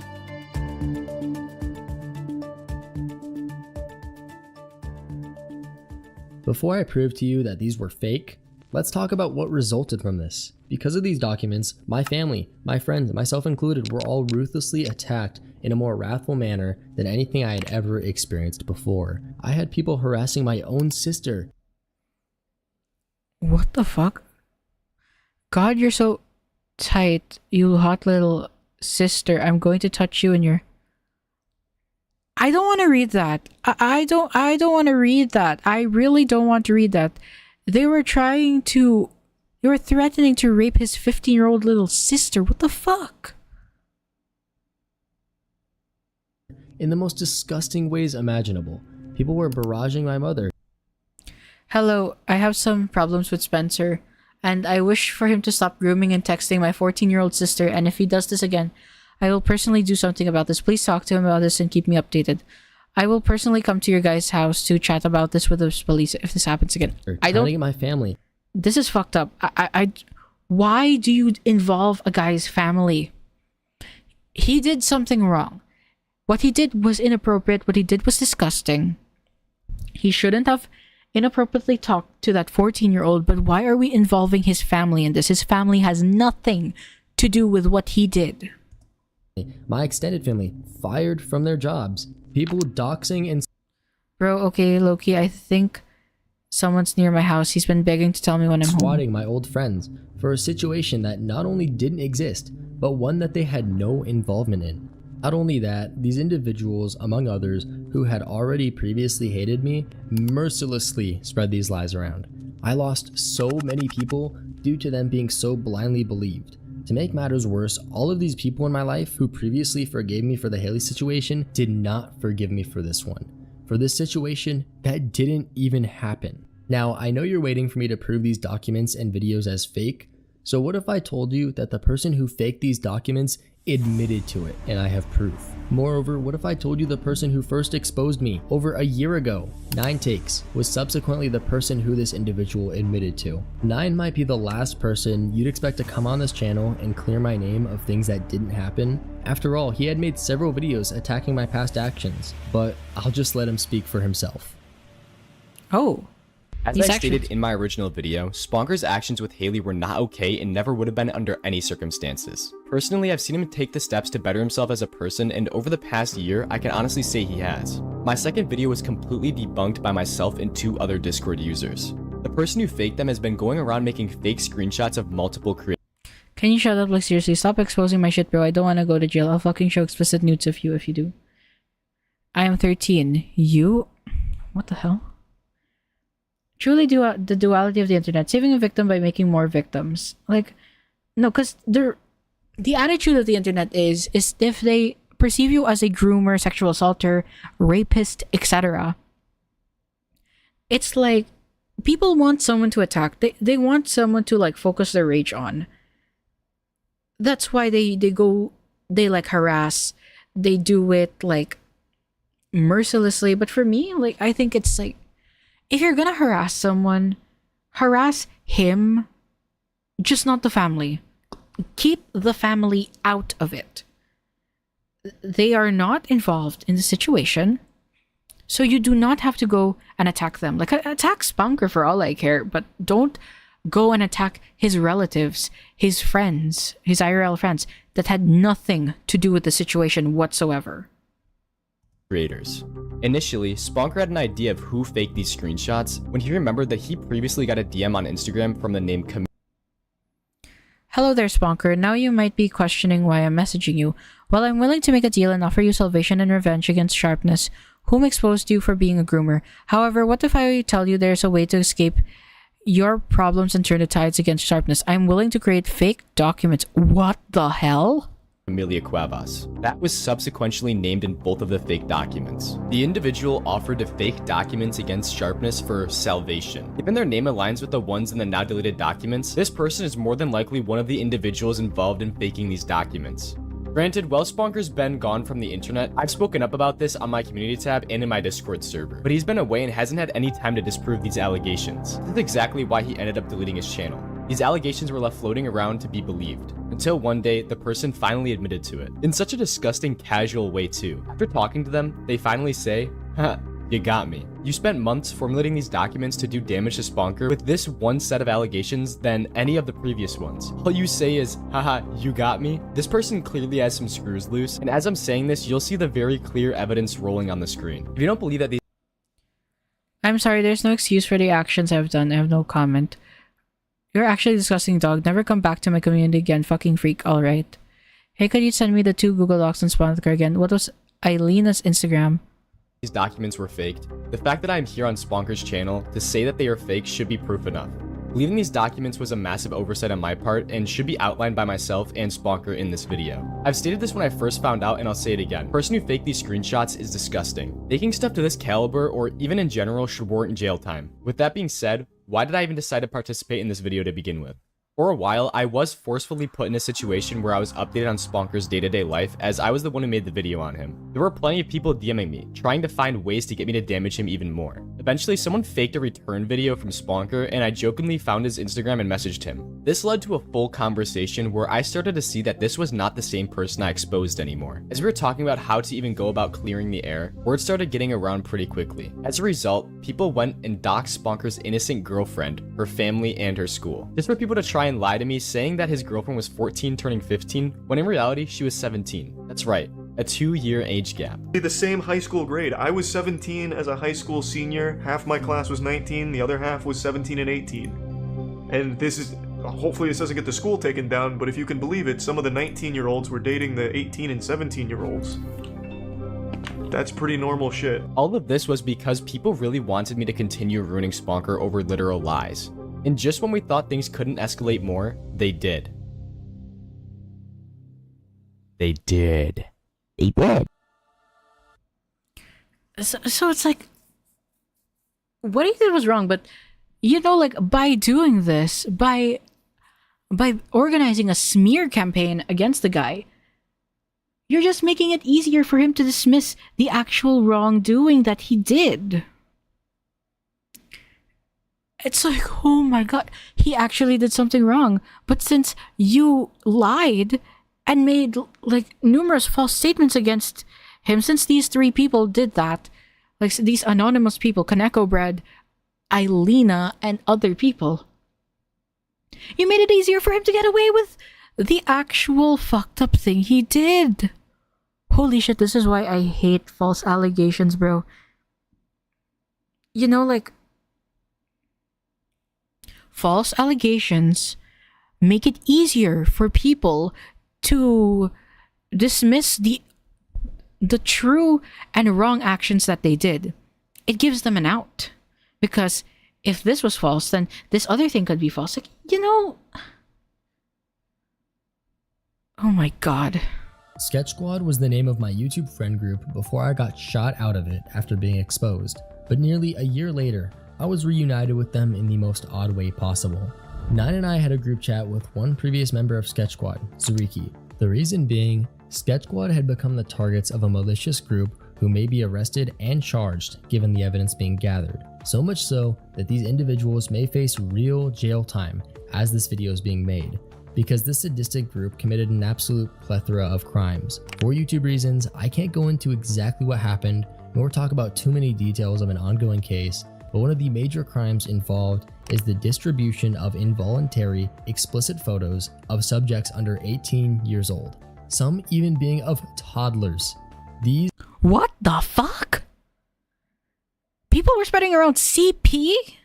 These are the real pedophiles.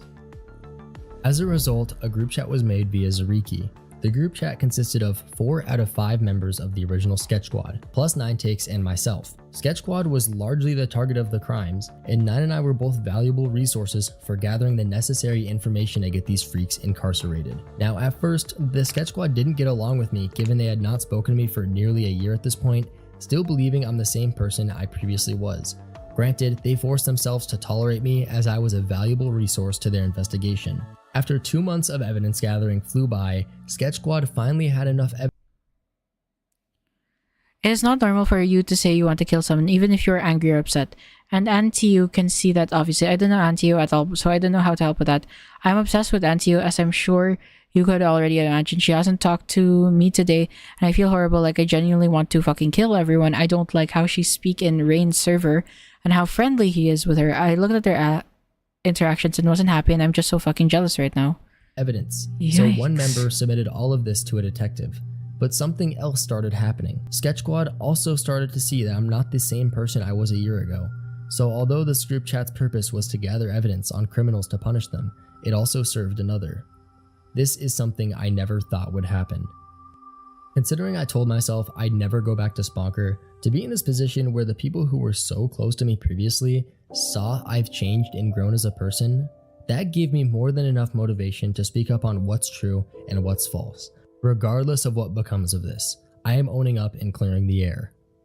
With nearly all being said and done, there isn't much left to cover, but it still isn't over. But before we continue, while I've come to terms with the allegations that did occur, albeit having to disprove some paltering among other things, the false allegations did far more damage than the real ones. With this, I must emphasize how serious false allegations are and how dangerous the fake evidence coinciding is. I'm sure you've noticed in recent years that there's been a boom in allegations. we have Katie Bugs mention. Let's go! Let's go!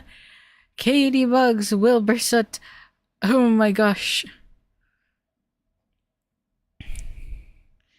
Yeah, the internet is not a good place to bring allegations. Yeah, it isn't. It isn't. Like, the only time you should bring up allegations in the internet is if you have like concrete evidence of it, and if like if you already like exhausted every single other option.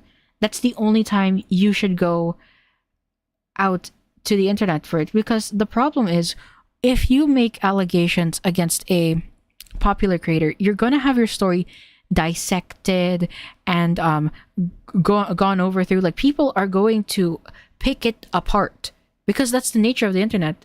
We want to know if the allegations are true or false. But let's go. We got Katie Bugs mention. It's all coming back together. Being thrown around against social media influencers. The most common type of these accusations being of grooming and sexual misconduct. It is sexual assault. Okay? While many are true, and it's important to hold individuals accountable for their actions, a lot of the time, good intentions support unjust cause. Let's go, Max GG's, my friend, my friend. I thought this would be like an entirely different sphere, but we're getting like a Minecraft allegation from. Granted, this was made last year, but. Wow, we're really going to the throwback of it. Like, dude, like let's say George actually sexually assaulted someone. Because of Katie, people are gonna like dismiss it more. Though I've seen lately on Twitter that Katie Bugs is like recently having support. Like, people are supporting Katie Bugs more, even though she has lied and changed her story like 3 times, and even her own friend disproved her. And it's just like these people like ignore it because like I don't want to make this video too long because I go on a tangent about Katie Bugs when she's already left the internet and hopefully she never comes back.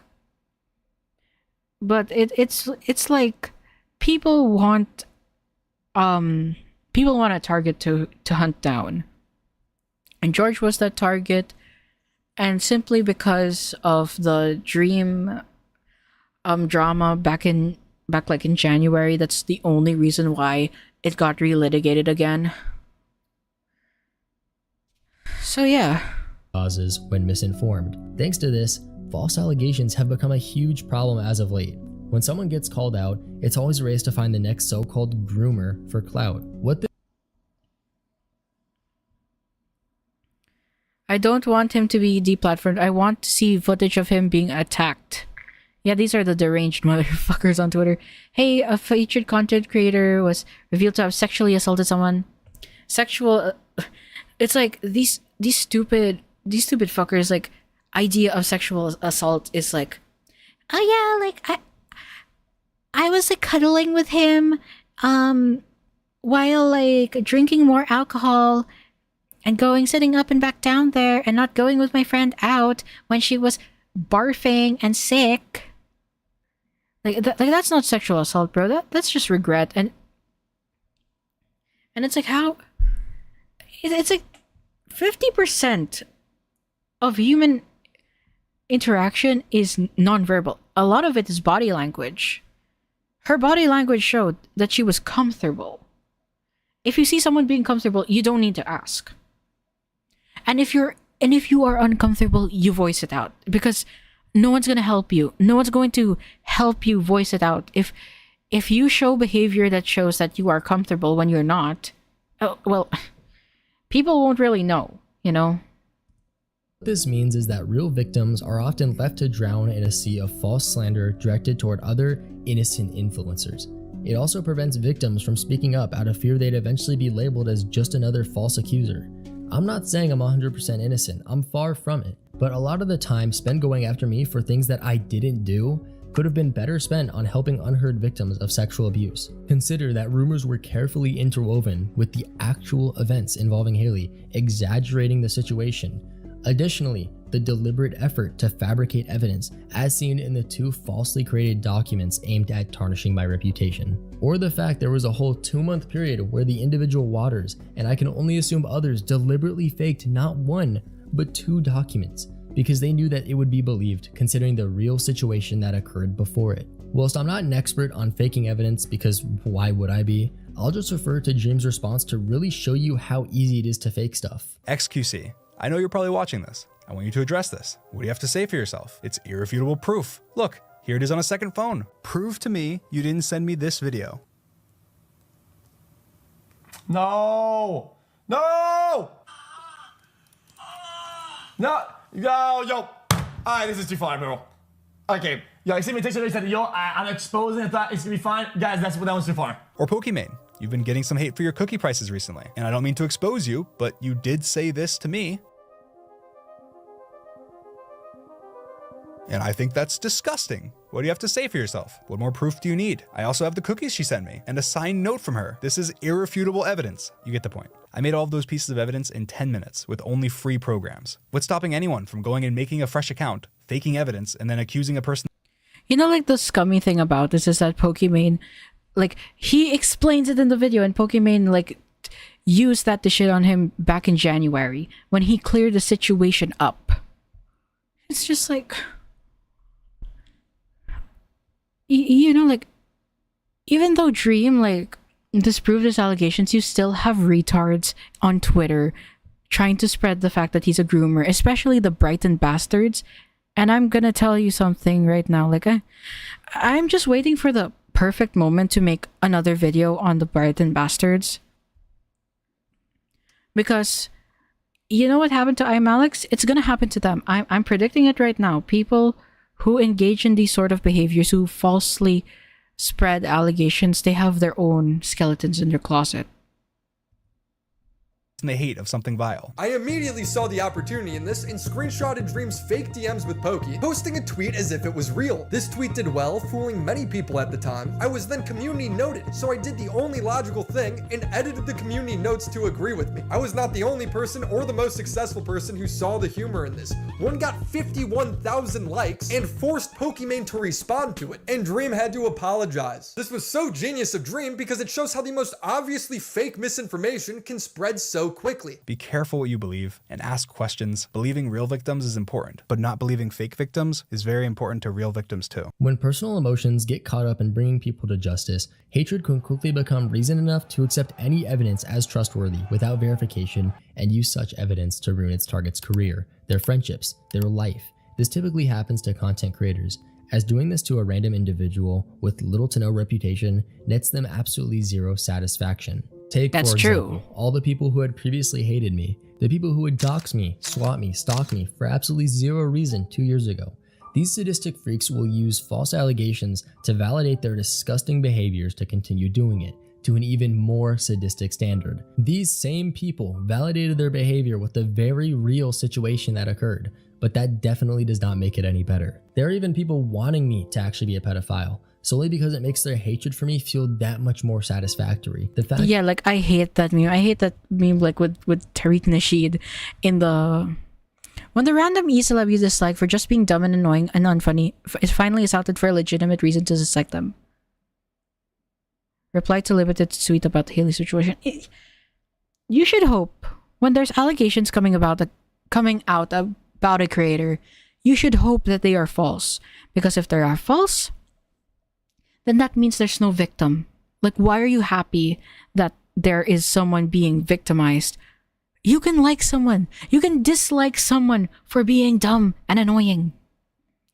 That's fine. That's fine. Like, I'm sure we all have people that we don't like for being dumb and annoying. it's a very valid reason to not like someone, and you don't need to have a morally justifiable reason to dislike someone. Like, you just dislike someone to dislike someone. That's it. You don't need to like everybody. The fact is, people are hoping I'm a pedophile, hoping I am ruining the lives of children, all to validate their sadistic hatred for me, which is absolutely disgusting and should really go to show how immoral people on the internet can be. What was that? What was unblurred there?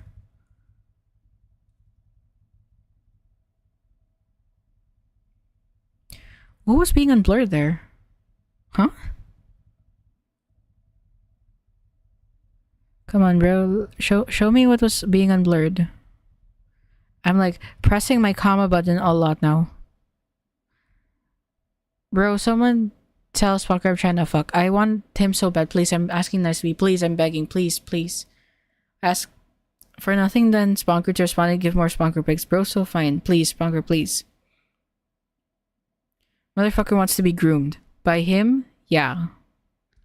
How immoral people on the internet can be. The same thing goes for any YouTuber who's dealt with this kind of behavior from obsessive haters, including Dream.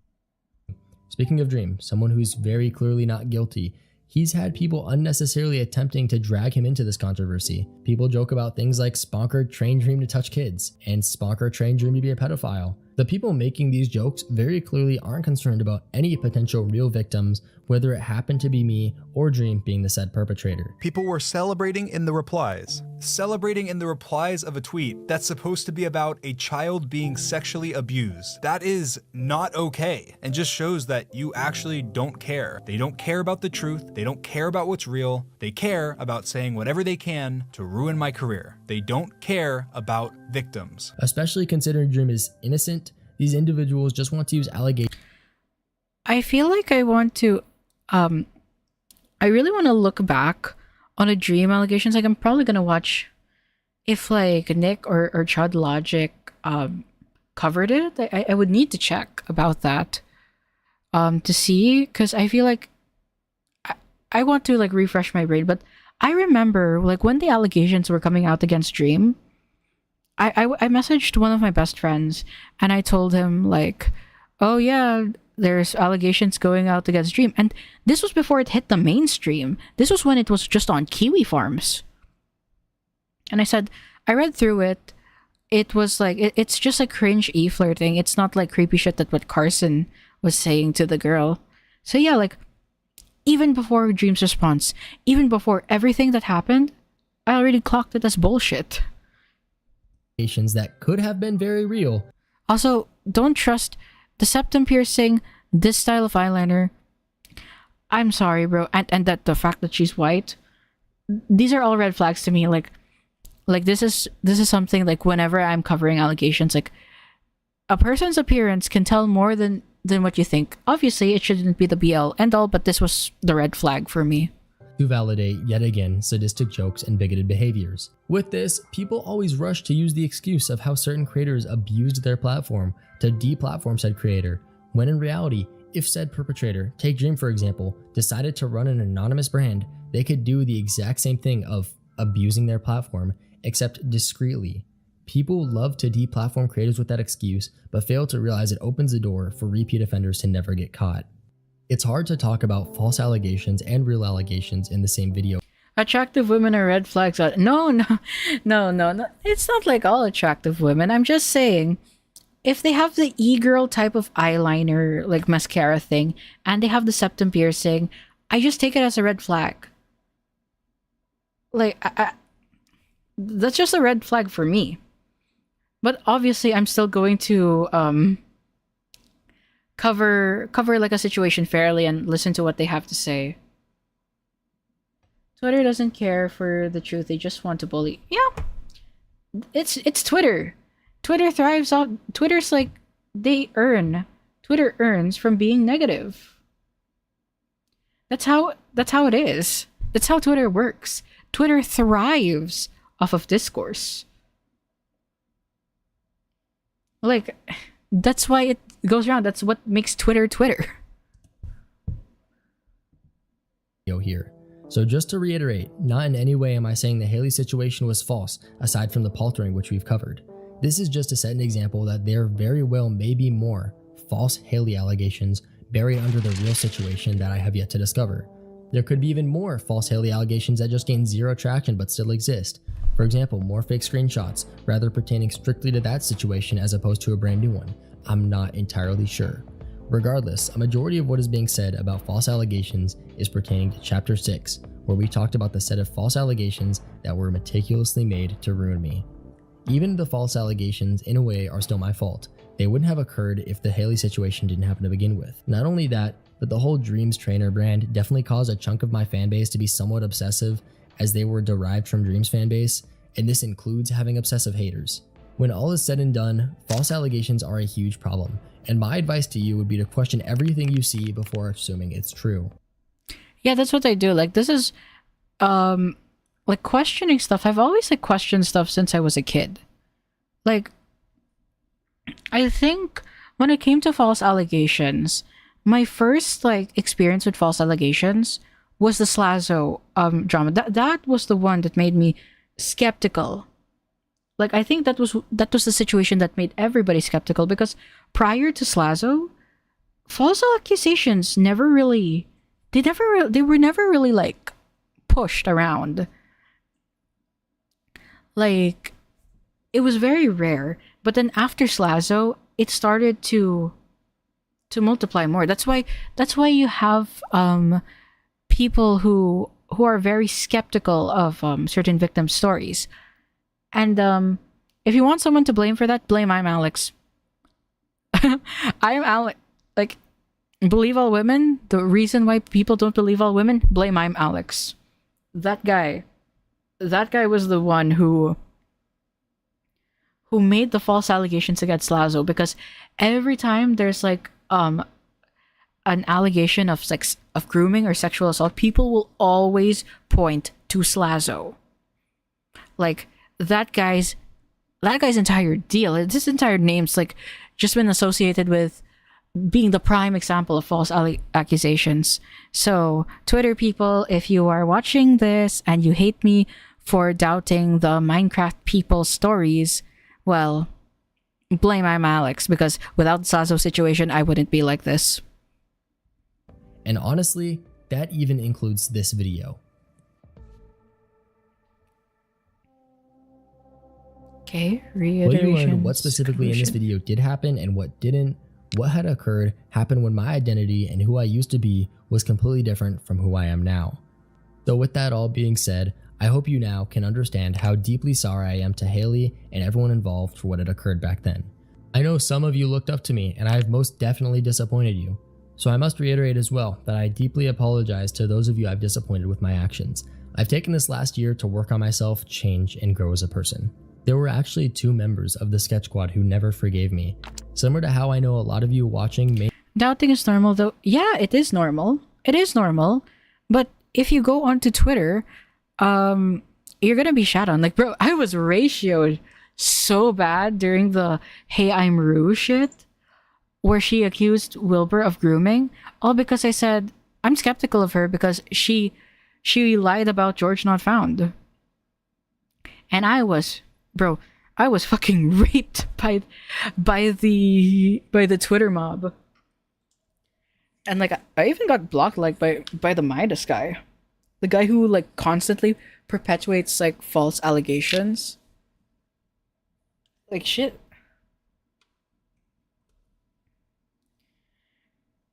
Like, on YouTube though, you can find like people who are reasonable about it. But on Twitter, there's like such a hive mind with the stands that if you present an opinion saying, hey, I kind of doubt this because this reason and that reason, and here's like my evidence to prove it, they're gonna like screech about how you're a victim blamer and whatnot. It's like, come on, man. Like, I remember posting the archives, the Hey, I'm Rue stuff, and like all of my comments were saying like, we're like doubting it and being like, hey, this doesn't make sense and blah blah blah. So people on YouTube are a lot more reasonable than people on Twitter, because Twitter has more echo chambers. But yeah, doubting, you should doubt stories. You should not you should take information with a grain of salt unless there is evidence to reasonably, without a doubt, prove that what's being said is true. That's a standard we should hold, not only in internet drama, but in every aspect of our lives. May not as well. One of which I hurt far deeper than any one of the Sketch Squad members. And if you're watching this, I know your hurt goes beyond what had happened last year. Whilst I'm not putting the details of what happened between us on blast, I do think you deserve a public apology for the way things were between us. So with that all being said, I'm sorry for everything. When I initially approached the Sketch Squad after Zariki made that aforementioned group chat, I gave off a very bad first impression. Well, that's kind of the big thing. The big thing is that yes, the defense is good on my own alongside 9 and Blank, helping with it. But if I can get the Sketch Squad together for the response, that would make it even bigger. I expected them to see rather quickly how I changed as a person, whilst completely forgetting that they hadn't spoken to me in almost a year. So obviously they had no idea that I actually improved myself since the Haley situation. It was entirely my mistake for assuming they'd instantly notice the changes in my character, and the last thing I wanted to do was make them feel pressured into forgiving me, which was unfortunately the vibe I gave off. As I mentioned before, some of the members of Sketch Squad took months before feeling confident in saying I've grown as a person. I was an idiot for believing that they would all— I have no harm ills towards you or Spencer. I just hope you fix whatever is going on and leave me out of it, because I don't have time to deal with shit like this. Yeah, that's reasonable. Immediately see my improvement from day one. And Spencer, I don't think you understand how much your actions affected us. You also may have been affected, but that is on you, because that's your fault for talking to that 14-year-old. We didn't even do anything and still got fucked over. We all got doxxed. I almost got swatted. Advait made it time for you to edit and help you with YouTube. Blank and I were also genuinely wanting to do content with you. I don't know if you remember, but there were several times I told you to stop talking to ex-girlfriend and tried to give you advice on not focusing on girls online. You would think with your dick instead of your head, and that has finally bit you. To be honest, the same thing goes for you watching this. Showing my improvement very well may take time, and that's okay. While I'm not quite sure where I want to go from here, I was always a content creator, whether I was doing it anonymously or as Sponker, so it doesn't really matter what results from this video. However, it's still completely up to you whether the Sketch Squad reunites or I return to the shadows of anonymous content creation. However, I would love to keep making videos for you, as Sponker, if that's something you'd be open to. Also, I know a lot of you may be curious to why this video resembles somewhat of a story, given all the controversy and quite literal plot twists. The best way for a viewer to understand everything is to form it into a story. While the story may have been entertaining to you, the point of having one was to make everything easier to understand. This is the first and very last time I ever make a video response, because I would be addressing these allegations again. Never happen again. I'll never ever make the same mistake again. Very clear. They're very. I'll take legal action over future false allegations instead of giving them the attention they want. Well, maybe more fake allegations in the future that I will just not bother responding to, rather pursuing immediate legal action like I should have done the first time. With absolutely everything out of the way, if you never hear from me again, I hope this video resonates with you in some way. Whether it causes you to think twice the next time you see an allegation, or if it causes you newfound empathy in witnessing someone's self-development. Either way, I'm glad you got to see the new me.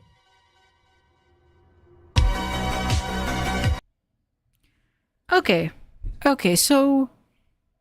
Wait, this shit's a fundraiser. Oh. He fundraised to stop child abuse. He fundraised $272,100. Okay, so in conclusion, what Sponker did to the 14-year-old was bad, it was inappropriate, and I found that the excuses that he gave for that were total bullshit. However, everything else that was talked about in the video, from the false allegations to people attacking everybody he was associated with, it was a good response for that. For everything else, but the actual real stuff, it's inexcusable, it's inexcusable. So, the thing is, recently, new allegations have come out against Sponker.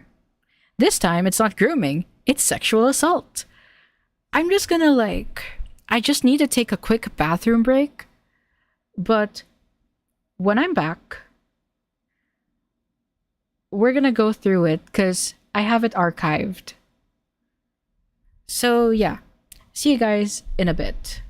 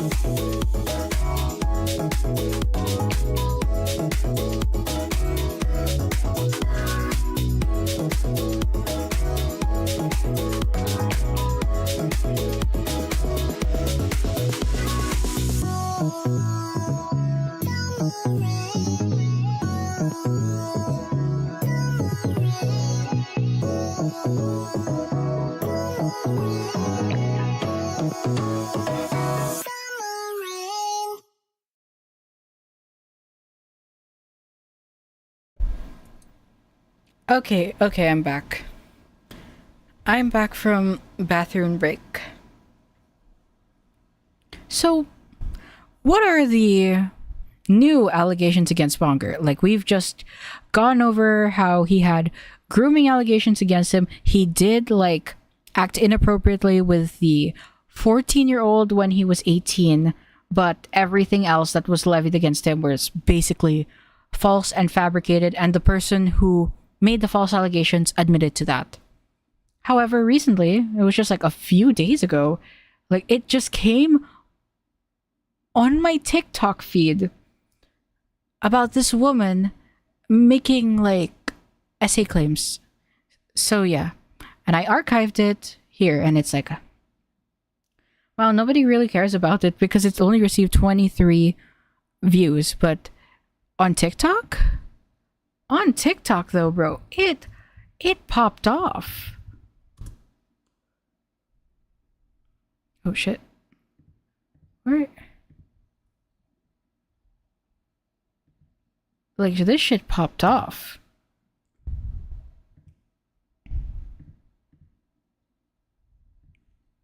What the?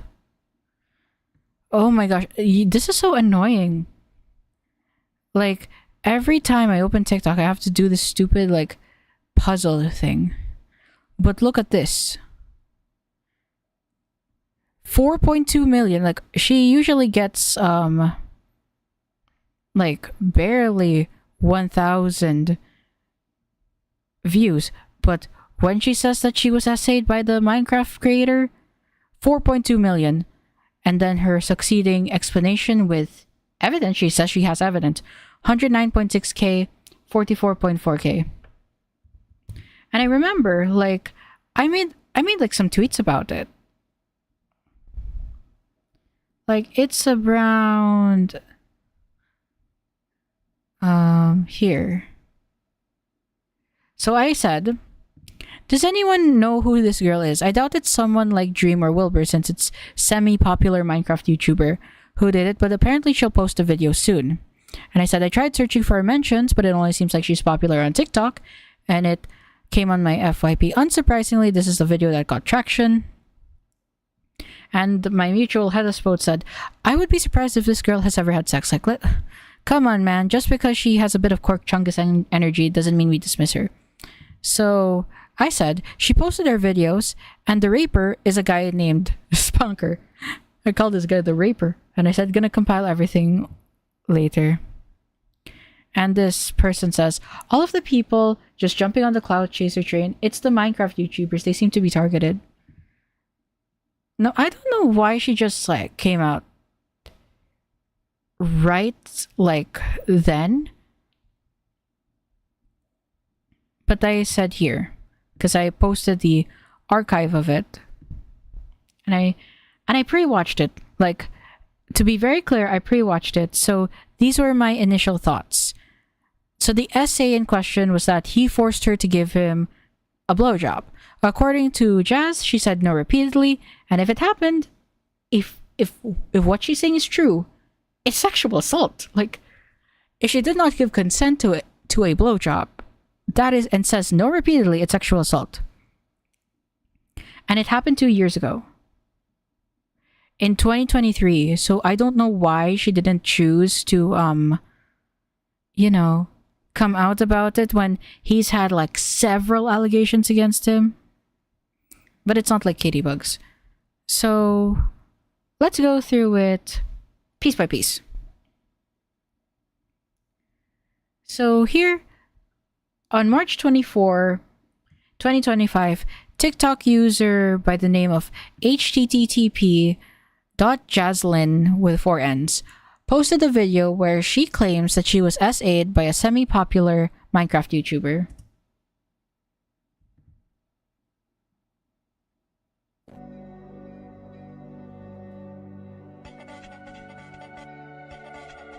She doesn't know it yet, but in just a few days, she'll be essayed by a semi-popular Minecraft YouTuber. It would destroy her completely and change how she views everything. 3 days later, she posts 2 videos that go into detail about the alleged assault. The alleged assayer is Sponker, famously known for being Dream's PvP trainer.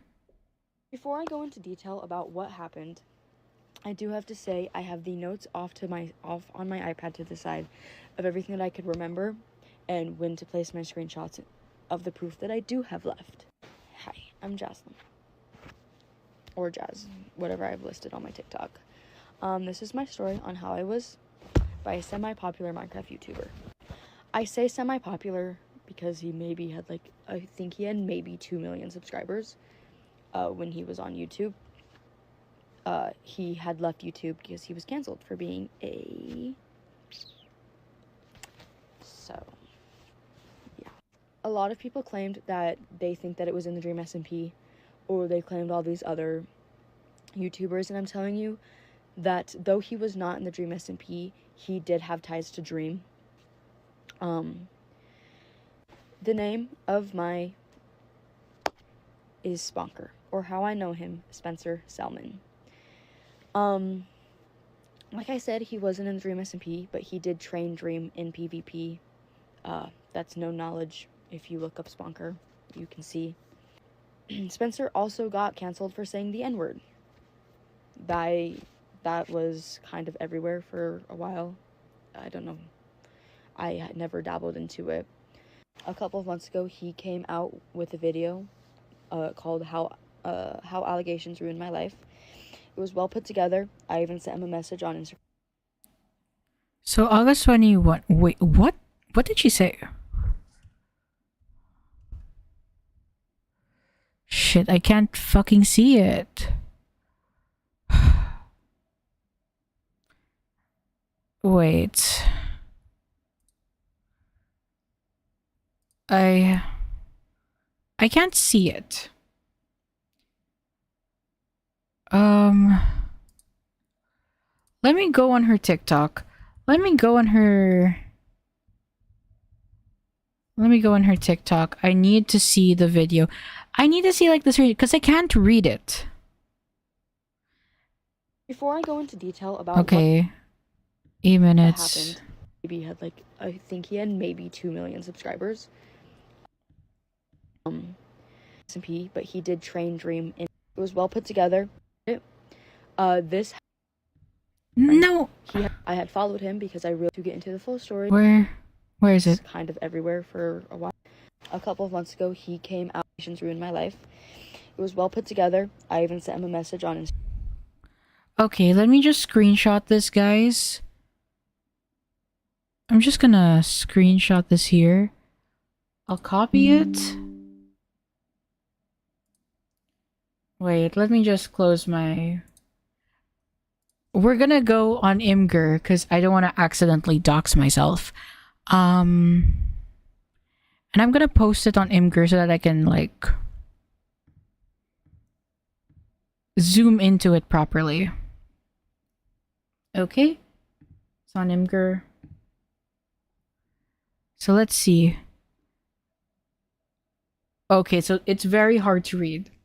So I say this out of respect for your video that had come up on my suggested.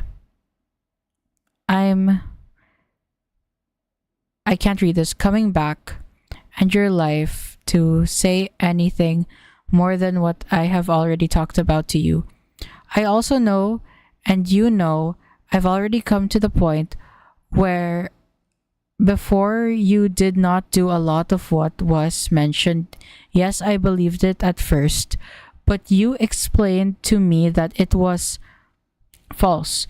Your video was very informative, and before was one of the best responses. And and she says, and I believe was one of the best responses to allegations like that. I also want to apologize. I can't read this. My part up. I also, on my part, apologize for blowing up on you months ago. I should have been more calm, but I had you start me as well as everybody else's voices in my heads telling me no. I saw you changed for the best, and I'm proud of you.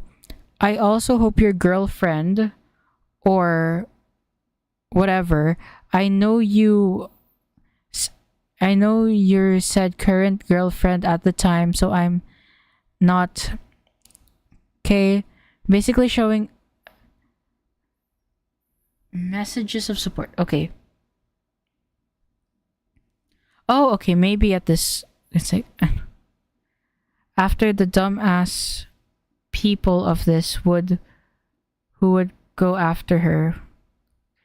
Thank you, I appreciate a lot. No hard feelings, I promise. Thank you, truly. I hope everyone in the YouTube becomes nicer to you and leaves everyone alone in your life. I feel disgusted at the behavior towards your sister. My heart is with her always. Good luck with everything. Okay, so this was something that I did not notice when I was first watching the video that she placed out. Like I was looking back on this. If he essayed you, why are you like sending him like congratulation messages on it? If he essayed you, like is that not like, just like weird behavior? I need your guys's like opinions on this. Like she was sending an encouraging message about it on August 21 of last year. Why? If he SA'd you, if he assaulted you, why are you sending him messages like this? Instagram telling him I thought it was put together nicely. He responded, "Thank you." That was that. Now to get into the full story of how I remember it. I've blacked out a lot of it, I will say, because I didn't really want to think about it. This happened back in 2023. So the story is in 2023. So why? Okay, I don't recall. I don't think Sponker is really like active on social media. So it was in 2023. Why did you come out about it now? Wouldn't the most opportune time be when he was being falsely accused of everything else? Why only now? Right? Whatever Spencer and I had only lasted a couple of weeks. It was. Is she claiming she got grapes before the drama? Yeah. Apparently, like, wait. When was the Sponker?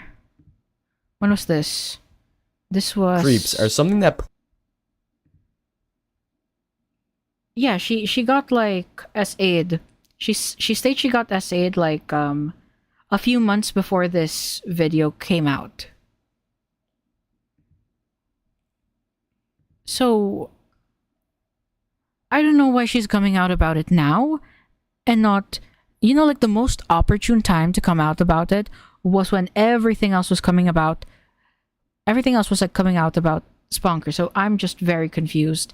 Then again, I don't remember a lot of parts of this video because I just watched it once. Wasn't even a full month. We were never dating, ever. He never once asked me to be his girlfriend. He had claimed that I was his girlfriend, but he never fully asked me about it. So it was a situationship, essentially. Spencer and I first originally started talking in 2021 on TikTok. I had followed him because I really enjoyed his content, and he asked how I was verified. I explained to him that I was crowned on Musically, and it wasn't anything crazy. You were what on Musically? You were trending on Musically. Do we have like... Okay, let me just...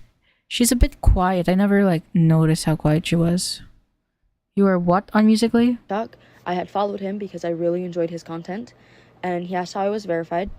I explained to him that I was crowned on Musically, and it wasn't anything crazy. Trending on Musically? I think it was a couple months later when he asked about a fire that had happened near Bountiful, Utah, and Parley's Canyon. How concerned do I need to be because I'm 30 miles from the fires? Because I know smoke pollutes far. You're up in Bountiful, right? Or around that area? Around, like, Farmington, yeah. The question begs, am I dead? You're okay? No, you're fine. He was scared he was going to die, even though he lived further up north. I started dating somebody, and PSA, I do not have these messages. I have deleted them, and Spencer's old TikTok is down. October of 2021, and Spencer had sent me another text around then saying that he was happy for me getting into a relationship. I was on and off with this guy until February of 2023. We had been on rocky waters for a couple of months. He had school, and I just wasn't feeling it as much anymore. I don't really know. Spencer and I started talking more. We rekindled some sort of friendship in the end, like after I broke up with him, and decided.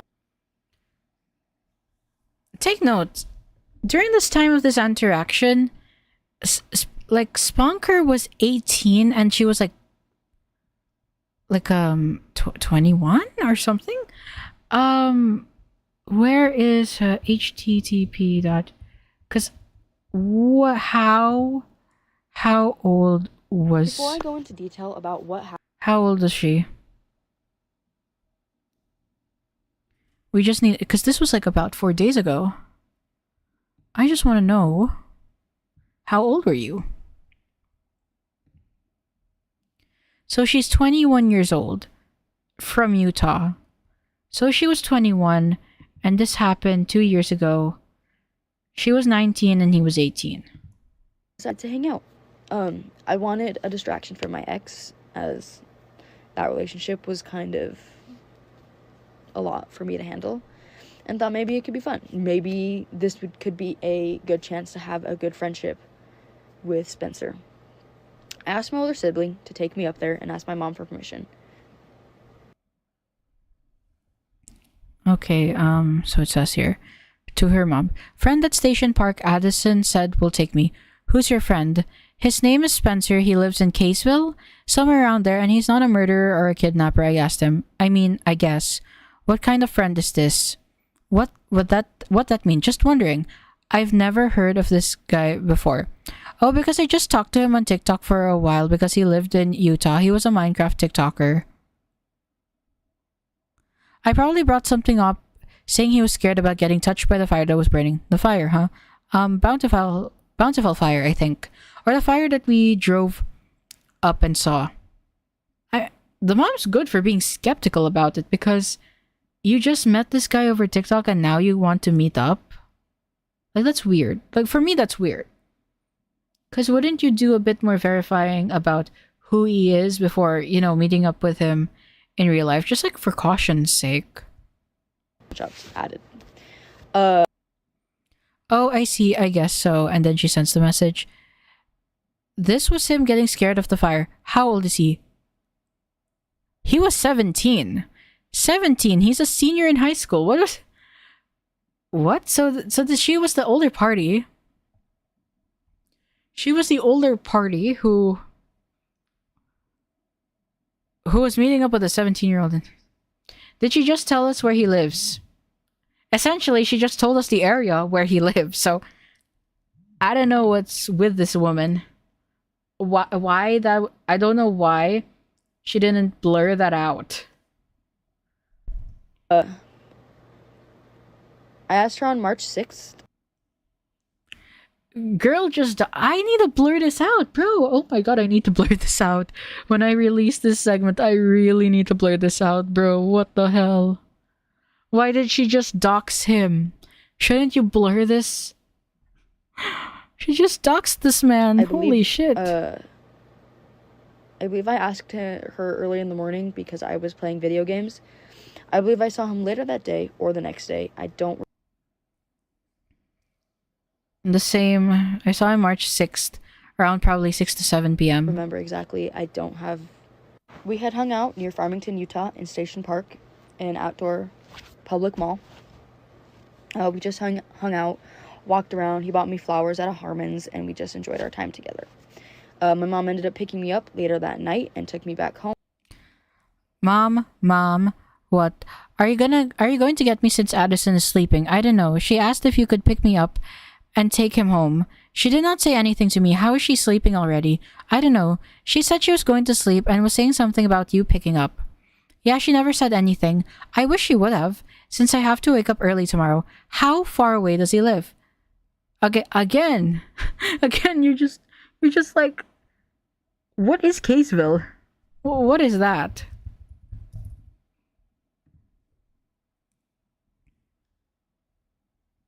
Bro,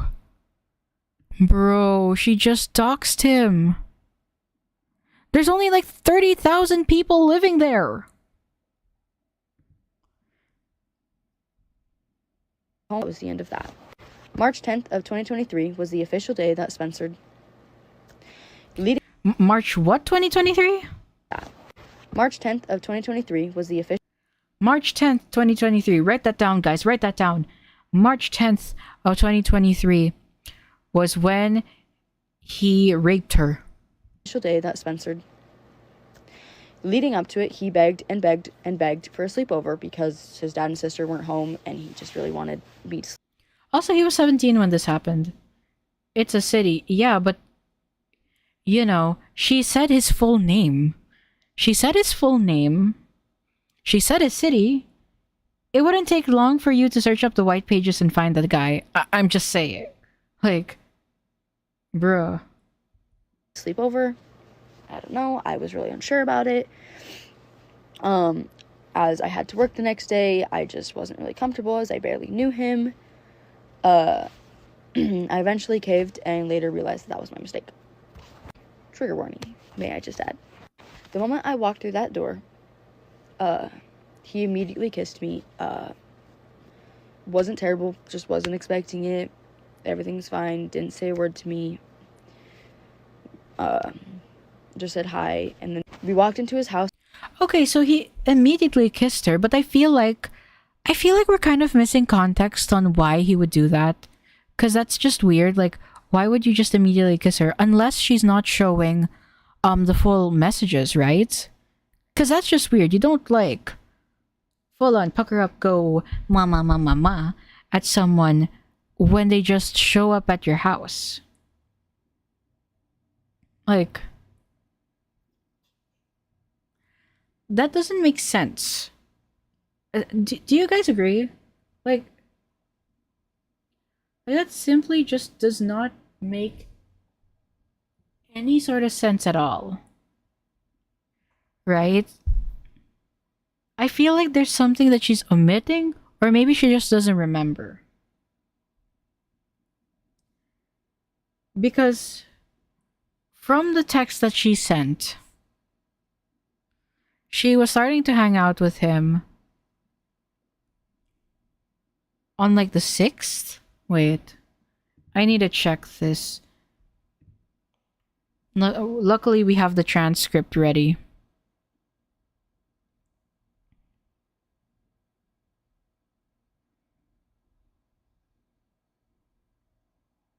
It was until February of 2023, and they decided to hang out.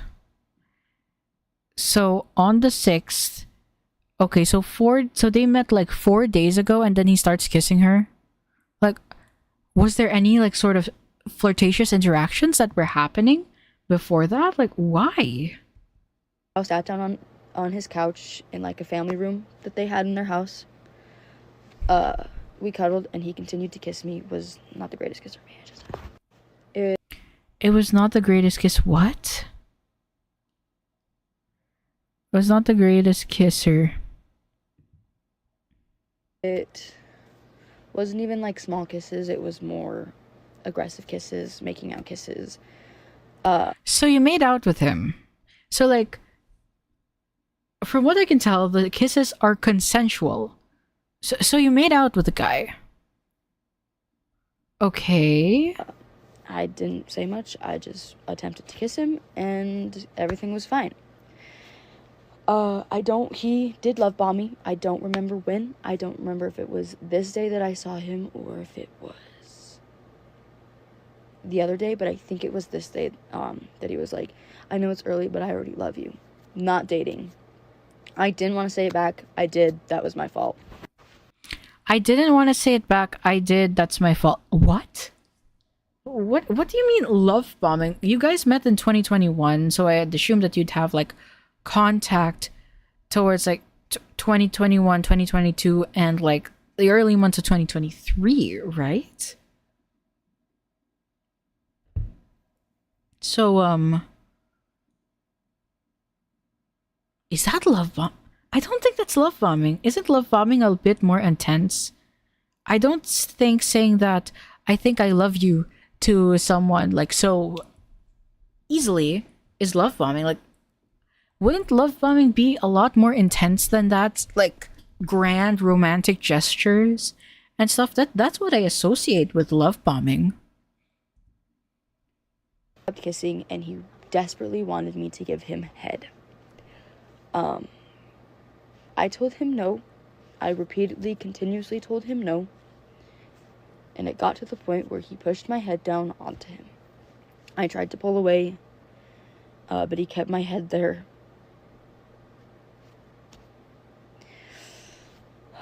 The moment he let me go, he twisted me around and laid me against him and attempted to slip his hands down my pants. I was wearing overalls, and I think I had a long sleeve sweater on. Thankfully I was strong enough to keep his hands from going down. But he tried, and he wouldn't listen to me when I told him no. Okay, so first the essay is that he kept your head down when like he forced you to give him a blowjob.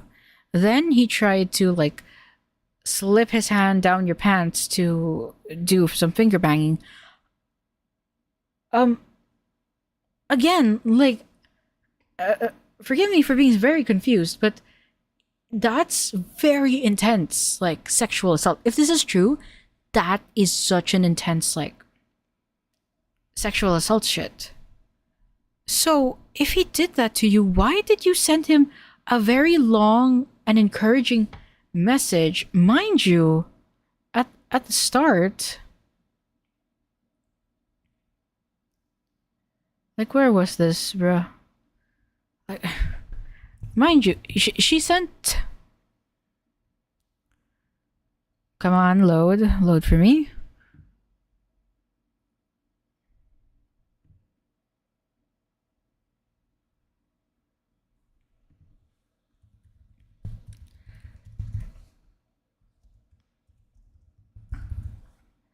Why, like, months after that brutal sexual assault happened, do you send him a very long text congratulating him about clearing the allegations and apologizing for believing these allegations when he's done worse to you?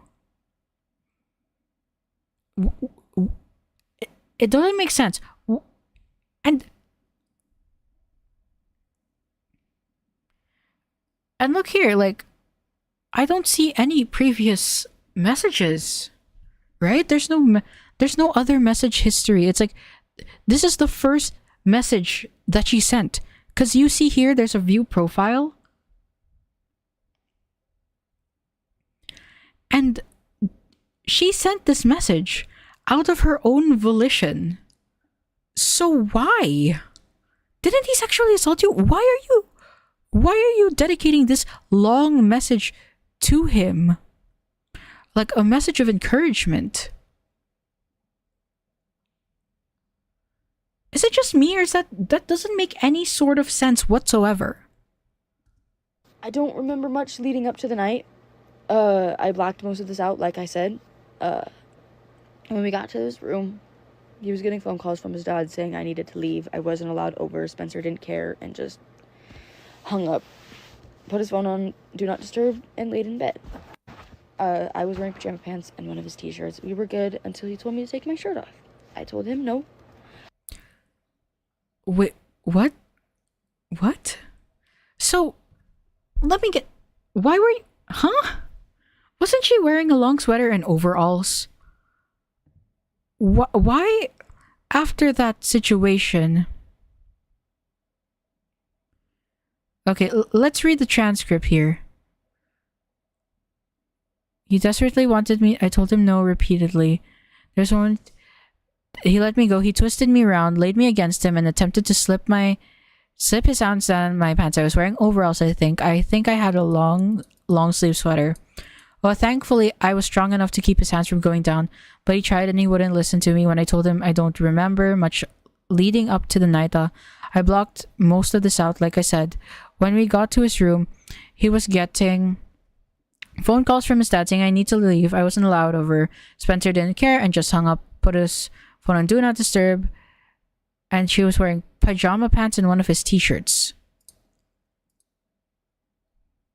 I thought you guys were going over to hang out. I didn't know this was a sleepover.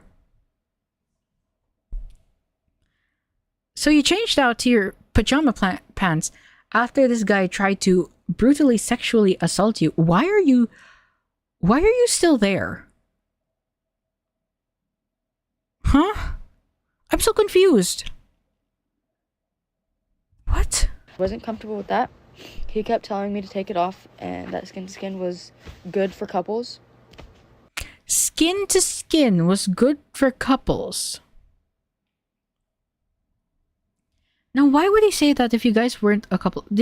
She said that they were like an on and off thing. So they were a situationship. So is this like a situationship gone wrong? Like, is this just like some awkward sexual interaction? Because she describes it as a very brutal rape, but she was still in the house. she changed into his t-shirt with pajama pants. She changed out of her outfit. Why were you still there? Don't know what that means, but that's what he said. It got to the point where he just took it off of me, and I just felt vulnerable. I just felt disgusting, and I was just sad. It was the worst night's sleep that I've ever gotten in my life. We woke up the next day, and he was already up and getting ready to go to the gym. Huge gym goer. Absolutely love the gym. It was fine. I got dressed. He made me some breakfast, and this was around the time I was struggling with my eating disorder, so I didn't eat that much. I got down to where the little family room was. I was charging my phone, and this was when he walked upstairs and completely ignored me for the rest of the morning. So he made... What? Okay, so... He got up in the morning, he made you breakfast, and he was about to go to the gym, and then he ignored you for the entire morning? Is it just me, or there's just like a lot of stuff here in her explanations that just don't make sense. I feel like we're lacking a lot of context towards his actions. And I doubt Sponker will respond, because he says that the next time he's accused of something, he's gonna go legal instead of like address it.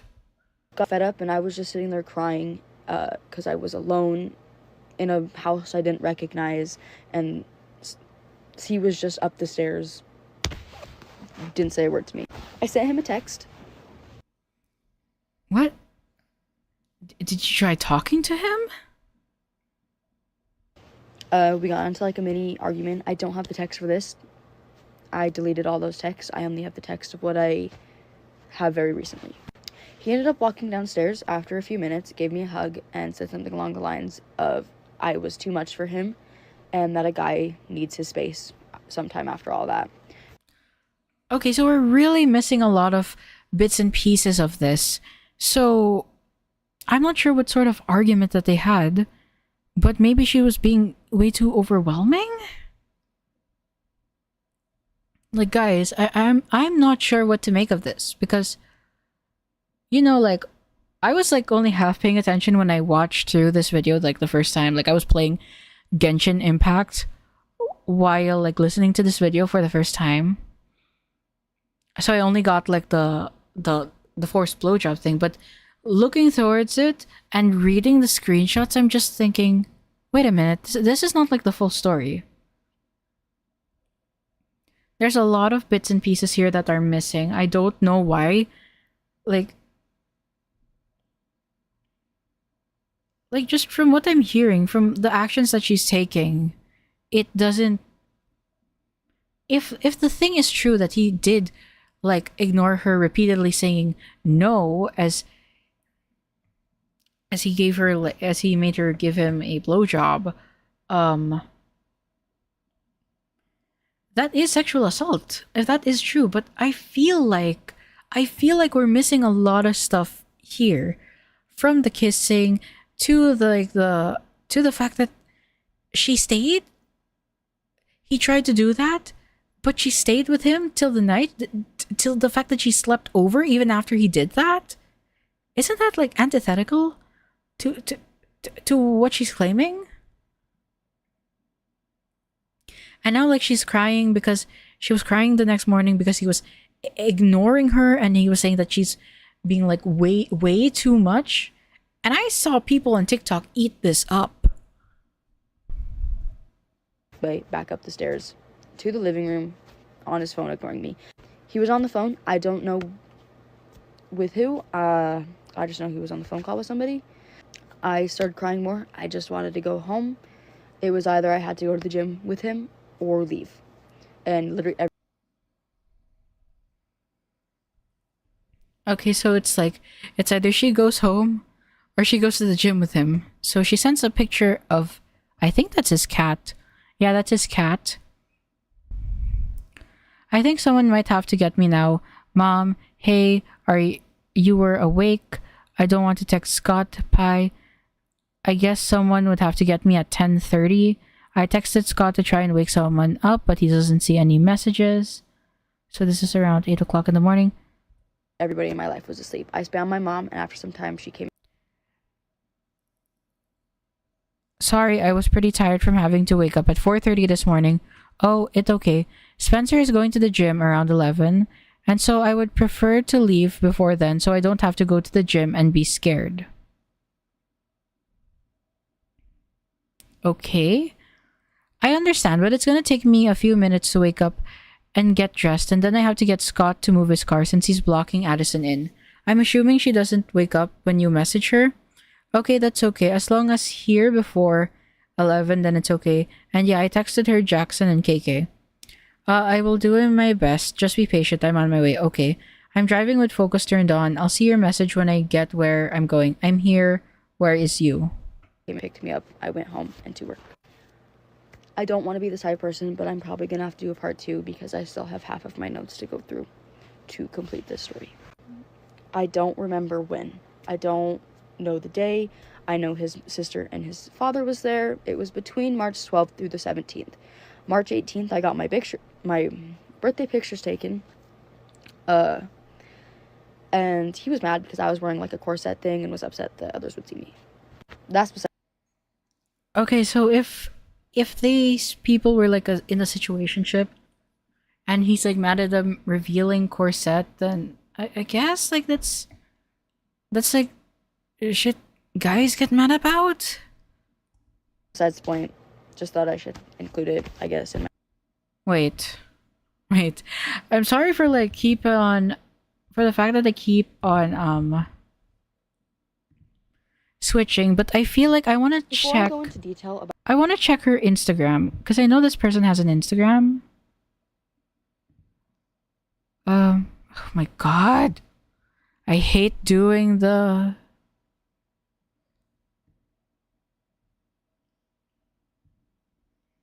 Doesn't she have an Instagram? Wait, let me search the Instagram.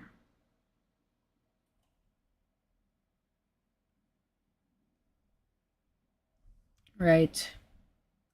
Wait, guys. We're doing this for research.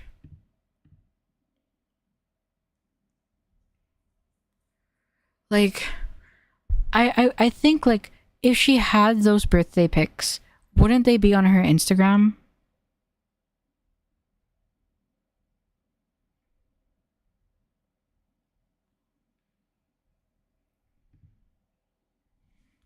Like, I'm just gonna search her up real quick, and then I'll turn on my. Okay, I found it. Alright, she has 9 posts on here.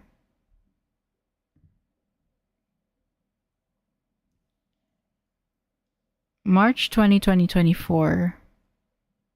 Okay. April 29, 2023. Okay. Is she tagged in anything? What's this? January 2. I'm just trying to find like the. Okay, the thing that she mentioned. Like.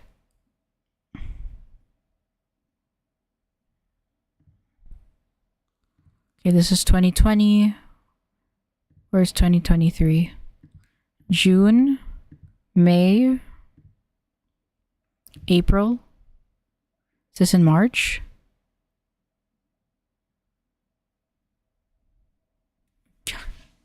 Damn.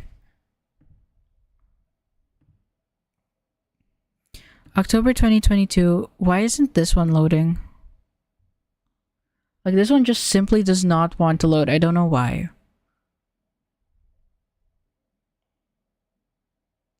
Okay, March 19, 2023. Okay, so these are the birthday pictures. Come on. Okay, she's in there. Okay, so this is like the core set.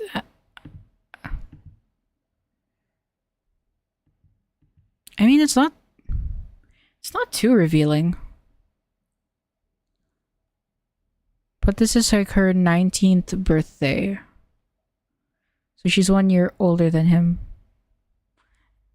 I mean, the see-through is kind of revealing, but it's fine, I guess. March 19th, it was my birthday. It was my big birthday party that I was planning. I invited a few of my friends, my family, and we hung out at my place. I asked him when we first hung out on that first day at Station Park if he wanted to come over, and he said, I don't like birthday parties. I'm not really that type of person. I was like, oh, that's fine. Like, I just wanted to know. I never asked him again until I mentioned, hey, I'm going to be off my phone today. It's my birthday. I'm going to be with my friends and family. And that's when he asked me for my address and I'll see what I can do. I sent him my address. I don't remember if I said anything else.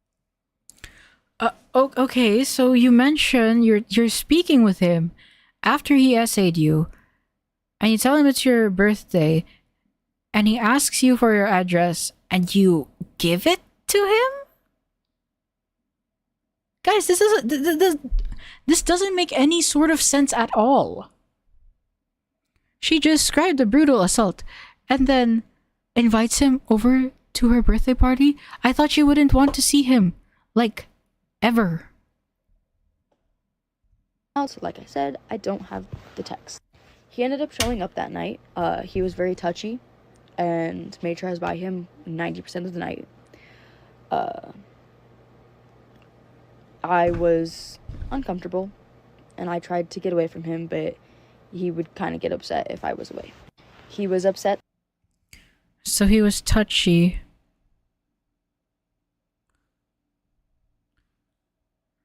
He showed up that night. He was very touchy and made sure that you were by him 90% of the night.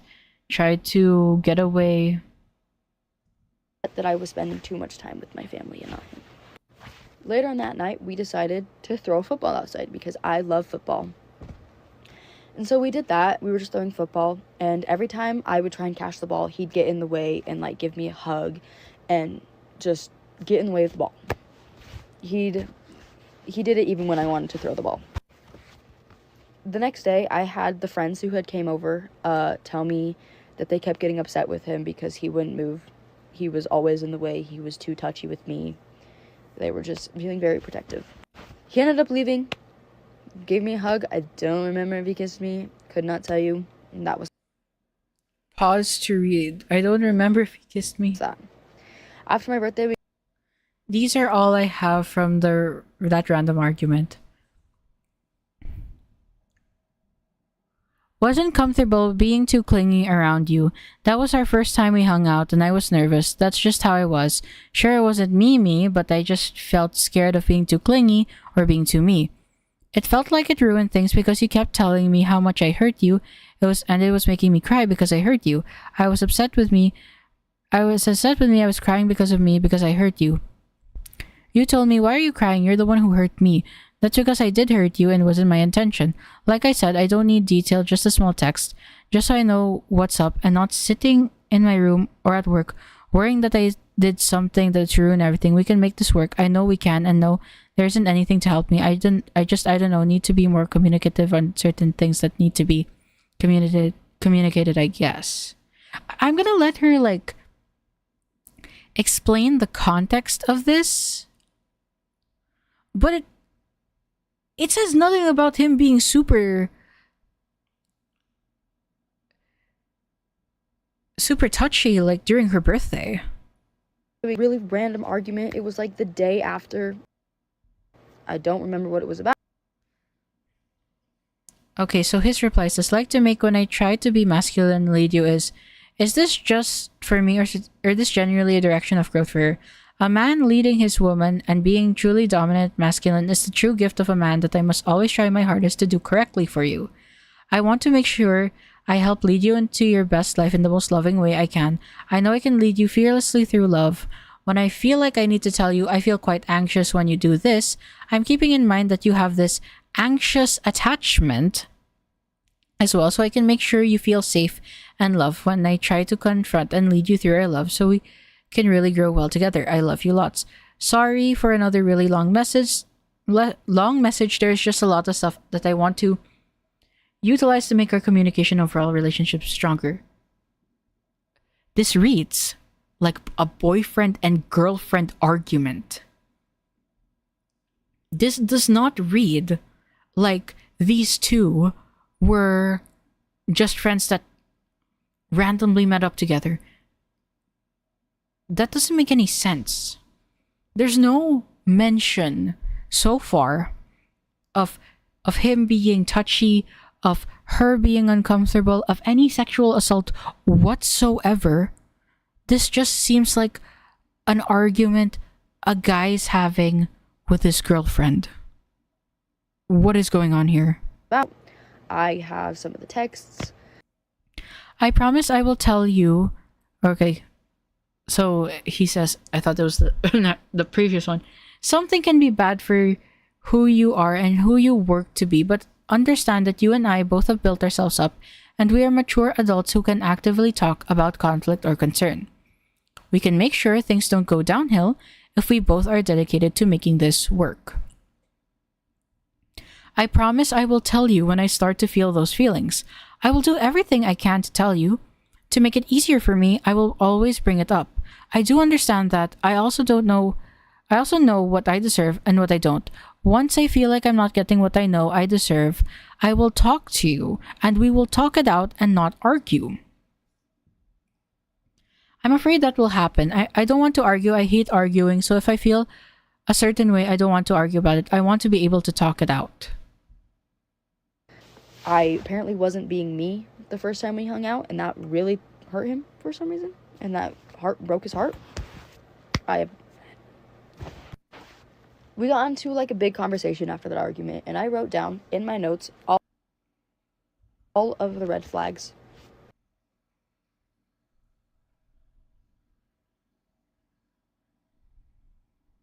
Says he knows a lot about therapy and psychology. Feels a lot closer to me after the conversation. Matching costumes on Halloween but moving in August. Do you make me happy? Said it too fast apparently. Disrespects his dad majorly. Probably to act cool. Feels like the older one. Maybe I'm childish.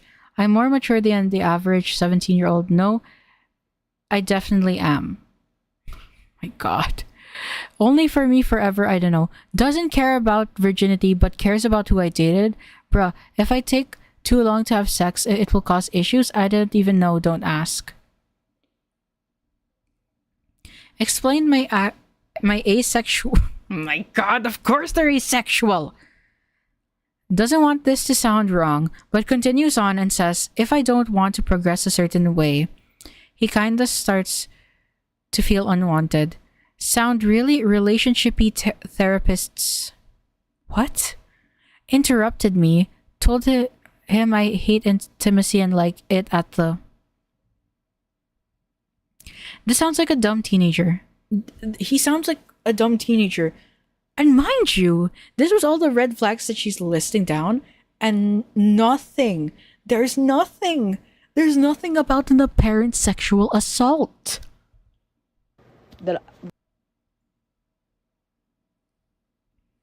Same, and now doesn't know what to do and thinking of a solution. Having sex is the act of showing love. I make sex sounds like a chore, and it's concerning to him. So he gets with the asexual girl.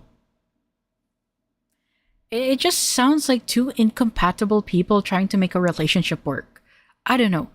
And also, like, you listed down all the red flags, but you didn't list down the fact that he forced you to give him a blowjob and tried to put his hand down your pants and try to take off your shirt later that evening. I don't know, guys. This is kind of looking like bullshit to me. Off of him and things that he said over the phone to me. I believe March 21st was the day that we ended things completely, and this... Okay, so this is their breakup text. Grossed out. All I can do is apologize for my poor choice of words and my lack of mental maturity in that moment. Also, every time, I only recall one incident where I made you feel that way. I apologize if there was more that I didn't even know that I had hurt you with. It wasn't even just one time when you talked about being gross or finding something gross. That's the issue. It happened only a couple of times, but still.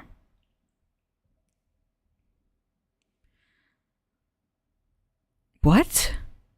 I'm sorry, I have been trying to do better. This stuff can happen in relationships, and it's important you both look at it as an opportunity to grow together, not to look for the door. I personally believe that this is more than salvageable. What are you talking about?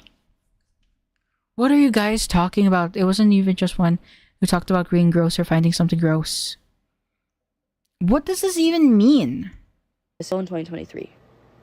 I couldn't do it anymore.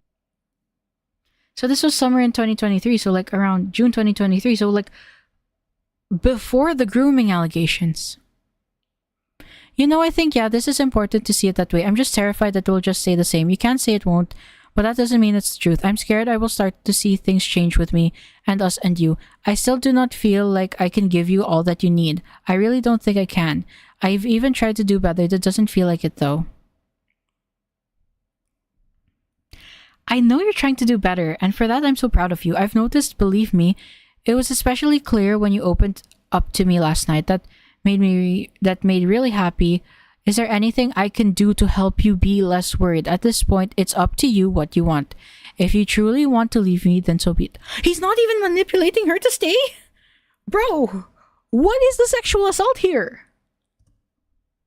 The arguments that happened just drove me up the wall. He kept trying to manipulate me into...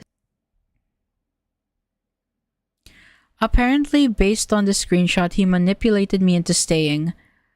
I don't remember this. I found it in the photo album I have. We ended whatever we had after the stay. This is literally on her knees begging me to stop talking to Spencer. I am also on my... this is to her friend. I'm also on my knees begging, please drop that boy, he's the worst. He manipulated me into saying I tried to leave. What the hell? I'm so sorry, Jaslyn. How did he do that? Well, when I brought up trying to leave, he was like, oh, but I know we can fix this. Think about all the good we had. You will hurt me and I'm heartbroken by this. And told me everything we had. It'll just go away and not matter anymore. And I told him I think I need to leave. I'm sorry. And he then made the decision for me and said we will stay together and get through this. He shouldn't be able to make the decision for you. You said you wanted to leave and you have every right to do exactly. You may be heartbroken. Wait a minute. No, that is not what he said. That is not what he said at all.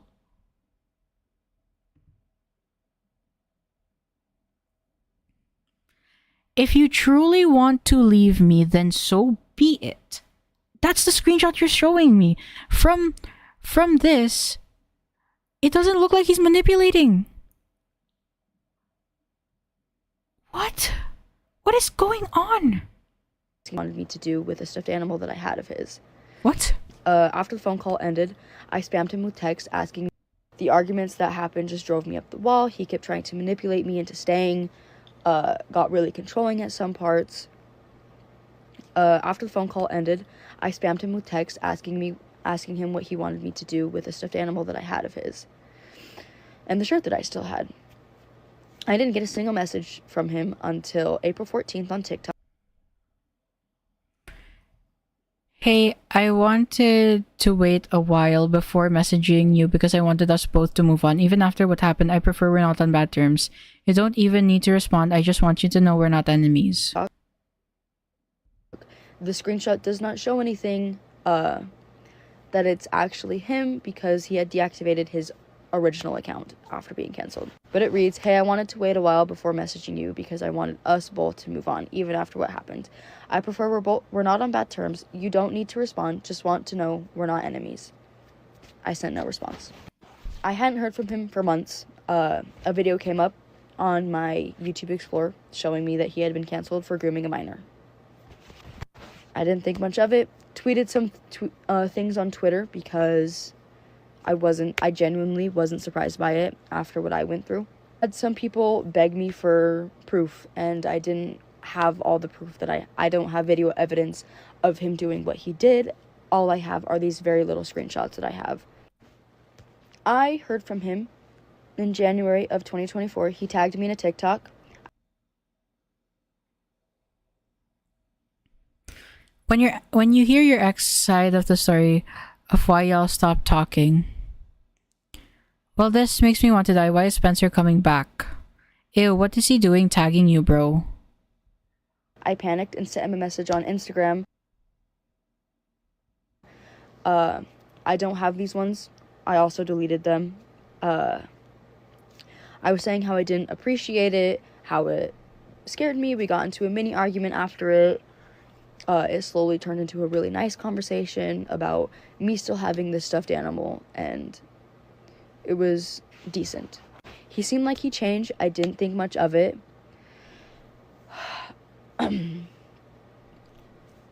So we started texting each other again on our phone numbers, and I didn't think much of it. It was fine until February 8th. He called me, and I just fell asleep. I didn't really have much to say. I didn't have the energy to listen to whatever he was saying to me, because I know he was saying some insane shit. I stopped texting. What? What sort of insane shit? Woman, please. Texting him because I get busy. This was around the time that I was working mornings. I was 6:30 to 3. I was hanging out with one of my bestest friends after work, and he got upset by it. He got very mad that I wasn't giving him time. I also This is one was screenshot how really it upset. Everything okay? No, actually, want to talk about it? No. I think I know why. God, I hate football. I hate how much I love it. It's always hurt so bad. It was so fun to watch, though. I'm not sure. It was heartbreaking. It was so lame at the start. Random but very important question. When was the last time you were on Ome.tv? On one? Ome.tv like Omegle. I swear I came across you in like July and shit my pants. Because the 49ers had lost the Super Bowl, and I was just heartbroken. Literally never in my life. I didn't even know that was a thing. The last time I ever touched Omegle was when I was in like 7th grade. I met a girl who looked so similar to you at first glance. I mean, maybe not, since it was 4 months after we cut things off, so I forgot what you even looked like. But yeah, I remembered that and how I shit my pants. Yeah, that definitely wasn't me. Sorry that you're disappointed right now. It was a close game. It shouldn't have been my boys. Next year, though, next year.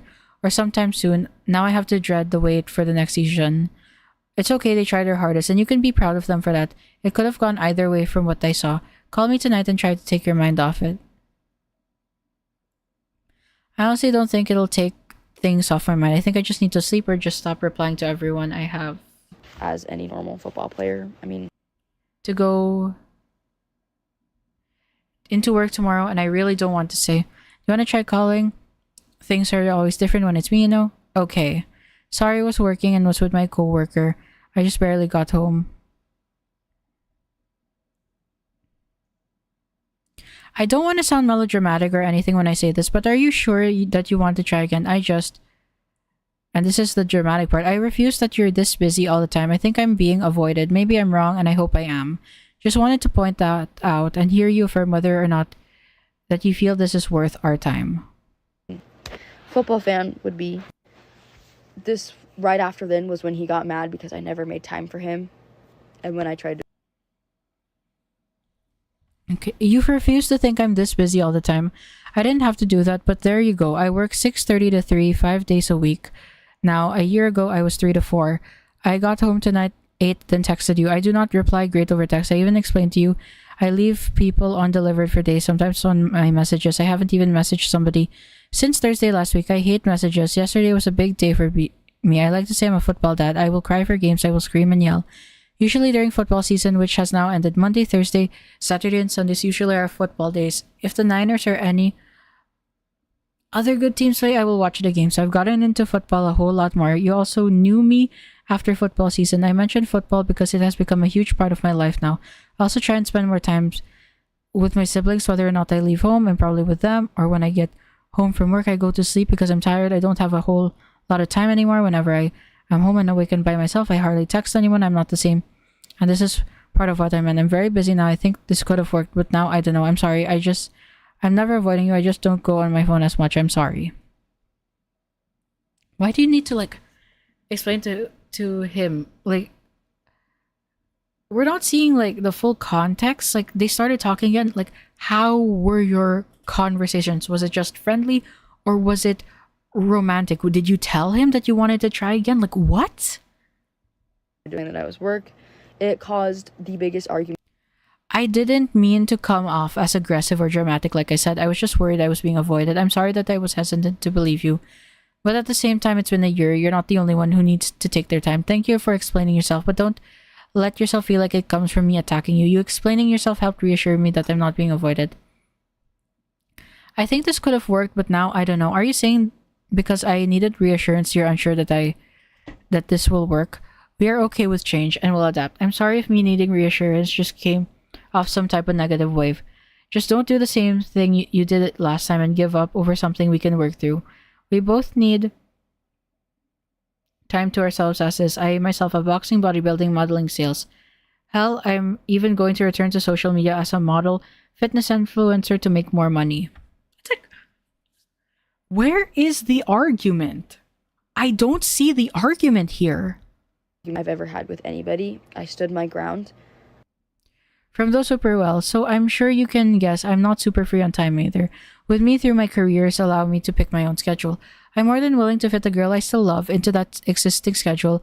I know it might be hard for you to work around on the other end since you don't quite have that luxury to pick your own busy hours, but that's okay, but that doesn't mean we have to give up, so please don't let your time restraint define you as not ready for us. I shouldn't have to explain myself, that's the issue here. I've always had to explain myself with you. Past relationships, why I'm busy, even when you ask me what I do with my money and others. I'm saying that because I have to explain myself. I already told you a couple of days or a week ago why I'm busy. That should be enough. I'm not giving up anything. I cannot drive yet, and you can't either. That already makes things harder. I can't have my mom or sister drive me up there all the time. I feel bad for them.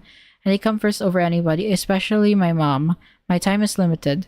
It's hard to make time for somebody I'm not ready for. I like being single. I like being able to mess around and just do me. I've told you that too. I like who I am right now, bringing somebody and... I will completely add in screen. And something new or not into my life might destroy me all over again. You are viewing it just not fairly at all entirely. It isn't explaining yourself, nor is it something you shouldn't have to do. It is just simply me needing reassurance. As for driving, I will figure the driving out on my own. That isn't your problem to worry about. I don't know what messing around and like being single entail, but whatever. I told you that you are worth way more than any potential risks attached to us, which is why I wanted to try again, because it was worth at least knowing. But if you don't feel the same way, that tells me all I need to know. I can't force you to want me, and nor do I want to. To simplify our situation for convenience, this is our chance for things to be different. We can take it or leave us in the past, and I know what I want. It is me explaining myself, no quotation marks needed. I explained to you before how I'm working more and have a busy schedule. This is just a repeat of what I'm already explaining. I'm usually busy now, sorry. Messing around meaning having fun with myself and friends and family, and to be honest, whoever else I want. Just doing me. I like not having a relationship. I can give my attention to... of the entire encounter. Position to move out with any man, even if we were to try again. Who says it would actually work? No one, except for you. I never agreed once. I was being nice and you read into it.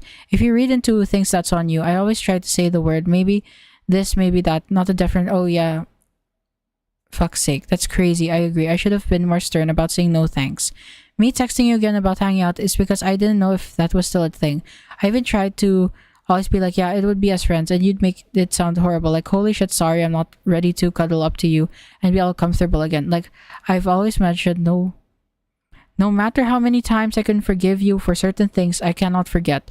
That changes every single thing. You may have changed, you may have taken accountability, but it still hurts. I only ever texted you again to know why the hell you tagged me in a TikTok. Me being at work, having a panic attack before cause seeing you come back into my life right as I was getting better. Thought it would be funny, my ass, it hurt. Apologize all you want. I do not care. Our relationship was very toxic. You were a very bad person back then. You were just great at gaslighting and manipulating me into thinking. So that you all can read them. There's good luck on whatever you're wanting to do. Goodbye. Because they're crazy. That was the last time I heard from him until the time that I responded to the video that he had posted on his YouTube channel. Here's everything. Okay, finally they have it. Finally, I don't have... I screenshotted that for nothing? I say this out of respect for your video that had came up on my suggested. This is not me coming back into your life or to say anything more than what I have already talked about to you. I also know, and you know, that I've already come to a point where I believe you did not do a lot of what was mentioned. Yes, I believed that at first, but you explained to me that it was false. Your video was very informative. Best responses. I also, on my part, apologize for blowing up on you months ago. I should have been more calm, but I had you texting me as well as everybody else's voices in my head telling me no. I saw you change for the absolute best, and I'm proud of you. I also hope your girlfriend or ex, whichever, I know you said current girlfriend at the time, so I'm not sure, is okay after the dumbass people of this world who came after her. With all this said, I know I didn't have to say anything, but I'm choosing to apologize on my behalf for blowing up and to express my thoughts on your video. Read this, respond, block me, whatever you desire. I do not mind. I hope you're well and continue to be well. Thank you. Instagram told me the message was too long. And then here's the conversation. It was very mini conversation. Said no hard feelings. I don't remember if I said anything. I don't have the screenshot pulled up on my phone. I mean on my iPad. That is how I remember everything and how I have it written down from start to finish of the entire timeline of how Spencer Selman me. Thank you. It is a new day. I just woke up about an hour ago and I've been editing ever since my part 2, which is what this video is going to go into. I just want to come on here and before I end this video to say thank you to everybody who has supported me even without knowing his name. Like I said, this happened in 2023. I'm as healed as a person can be after something like this. I do have my moments where I'll just sit in my room and just cry about it because it is just something that I may never be able to get over. I've gotten so many beautiful comments from amazing, beautiful people who have told me to take my time, and I have taken 2 years because it is March 26th, so this happened almost exactly 2 years ago. Thank you, everybody, for the support that I have gotten. And I hope now that I have said his name, people are very cautious and stop supporting him. He came back to YouTube 7 months ago, and he's been posting on TikTok ever since. I actually got a video on my For You page of his new... Oh my god. So this was all because he came back to TikTok? Are you joking? Are you joking? There was nothing. The potential sexual assault, if it did happen, yes, that is sexual assault.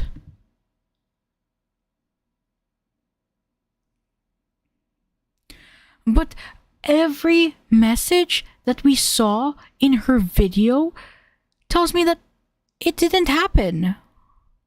Like, there is no mention of it happening. He's not apologizing for it. She never mentions it. She lists down the red flags about him and nothing says, because take note, guys. Red flags. She said, like, I remember here. Like, she was saying shit about having, like, red flags listed down of him, like, around the 5-minute mark, maybe?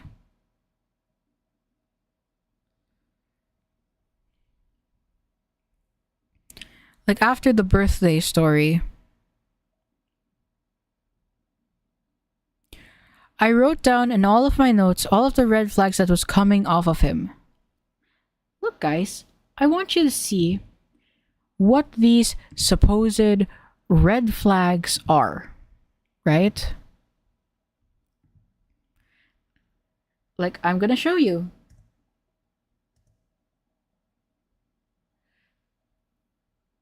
There is nothing here. There is nothing here that mentions the sexual assault. Wouldn't it have come up? Wouldn't the sexual assault conversation have come up in any of their like succeeding conversations? It hasn't. It hasn't. All I see, all I can tell from the situation is that Sponker really liked Jaslyn. And that they had like a situationship or they were trying out a relationship. It did not work. Sponker was hung up on her and he tried, but she wasn't interested because she was too busy. And that was it. I didn't see any like... It wasn't even an argument. Like when I was looking at it, it wasn't even an argument. He didn't even... From what I've seen, he didn't even manipulate her into staying. He said, oh, if you want to leave, then that's fine. You can leave. Now maybe the reassurance part was him being annoying and him like just pestering, and that can be like criticized of him. But everything else to me, yeah, that's just nothing. There's just nothing. Now let's see. This is Sponker Plus, and he's been posting. All right, bro. 1, 2, or 3. So, 0 comments. First one to find the diamonds wins. Oh my god, I'm getting raped. Hello. Okay, can I just... All right, 1, 2. Okay, so nobody is giving him shit yet here. But let's look at...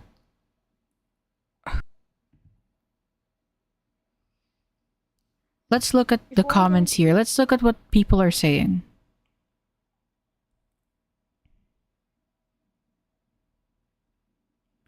Who is Sponker? Did you go to the police? Her necklace. Where are the people that said Wilbur now? I do hope you are okay, but why even mention Dream? He isn't involved. Of course he's interacted with other, but he says associated. Because that gives Sponker an identity. He's reading a script. Nobody's asking. If you really hated the thought of it, you wouldn't be talking about it. Like, keep it back in 2021 or something. Shut up. Listen to your name. Maybe don't tell people to leave their essay story and... See, this is the stupid shit, because if you watched everything, what she's saying does not align with what the text messages say. Thank you for sharing your sick. Did he have like teal blue hair? What is his name?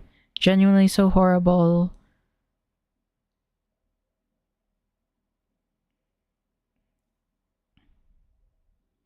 Me when you spend 20 minutes LARPing. Like, I'm sorry, man. Like, so far, you're so strong, blah, blah, blah, blah, blah. So far, if it did happen, it is essay. But she has made, like, her story's not adding up. Her story's really not adding up. Like, I've gone through it. Story's not adding up. I call bullshit. You know? Once again, my name is... You're a good actor. 9 blocks. Okay. 6 minutes of straight lies. How bored can one be? How do you know she's lying?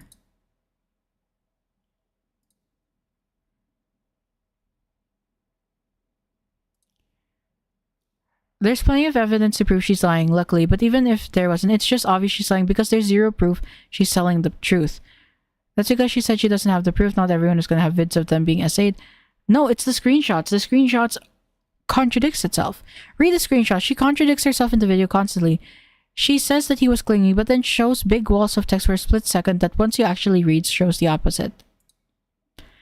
Even if she was lying, do you prefer supporting an abuser than a liar? I'm sorry, bro? This person here? This person here's retarded.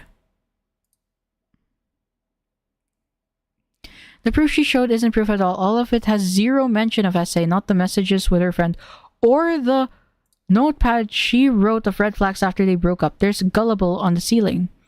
Do you expect her to record her own essay? No, we expect her to see, like, a mention of that. Especially, they were literally alone. You were so strong.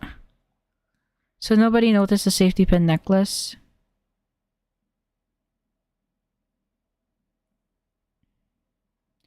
Why would anyone do that to a face? Oh, they're calling her ugly. But yeah, there's only like...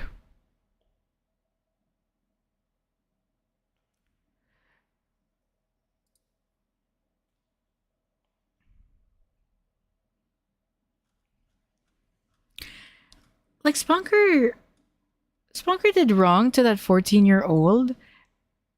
And like, he cleared out the allegation, but I thought this was going to be something of substance, especially since she said that she has proof and she spent time collating it. I thought that this would be the story that I would just like believe this person. Like, initially I thought I would believe this person, but after going through it, it's total bullshit. Oh my god. Now, I hope Sponker makes good on his like promise to, when he deals with allegations, he'll like go through it legally, but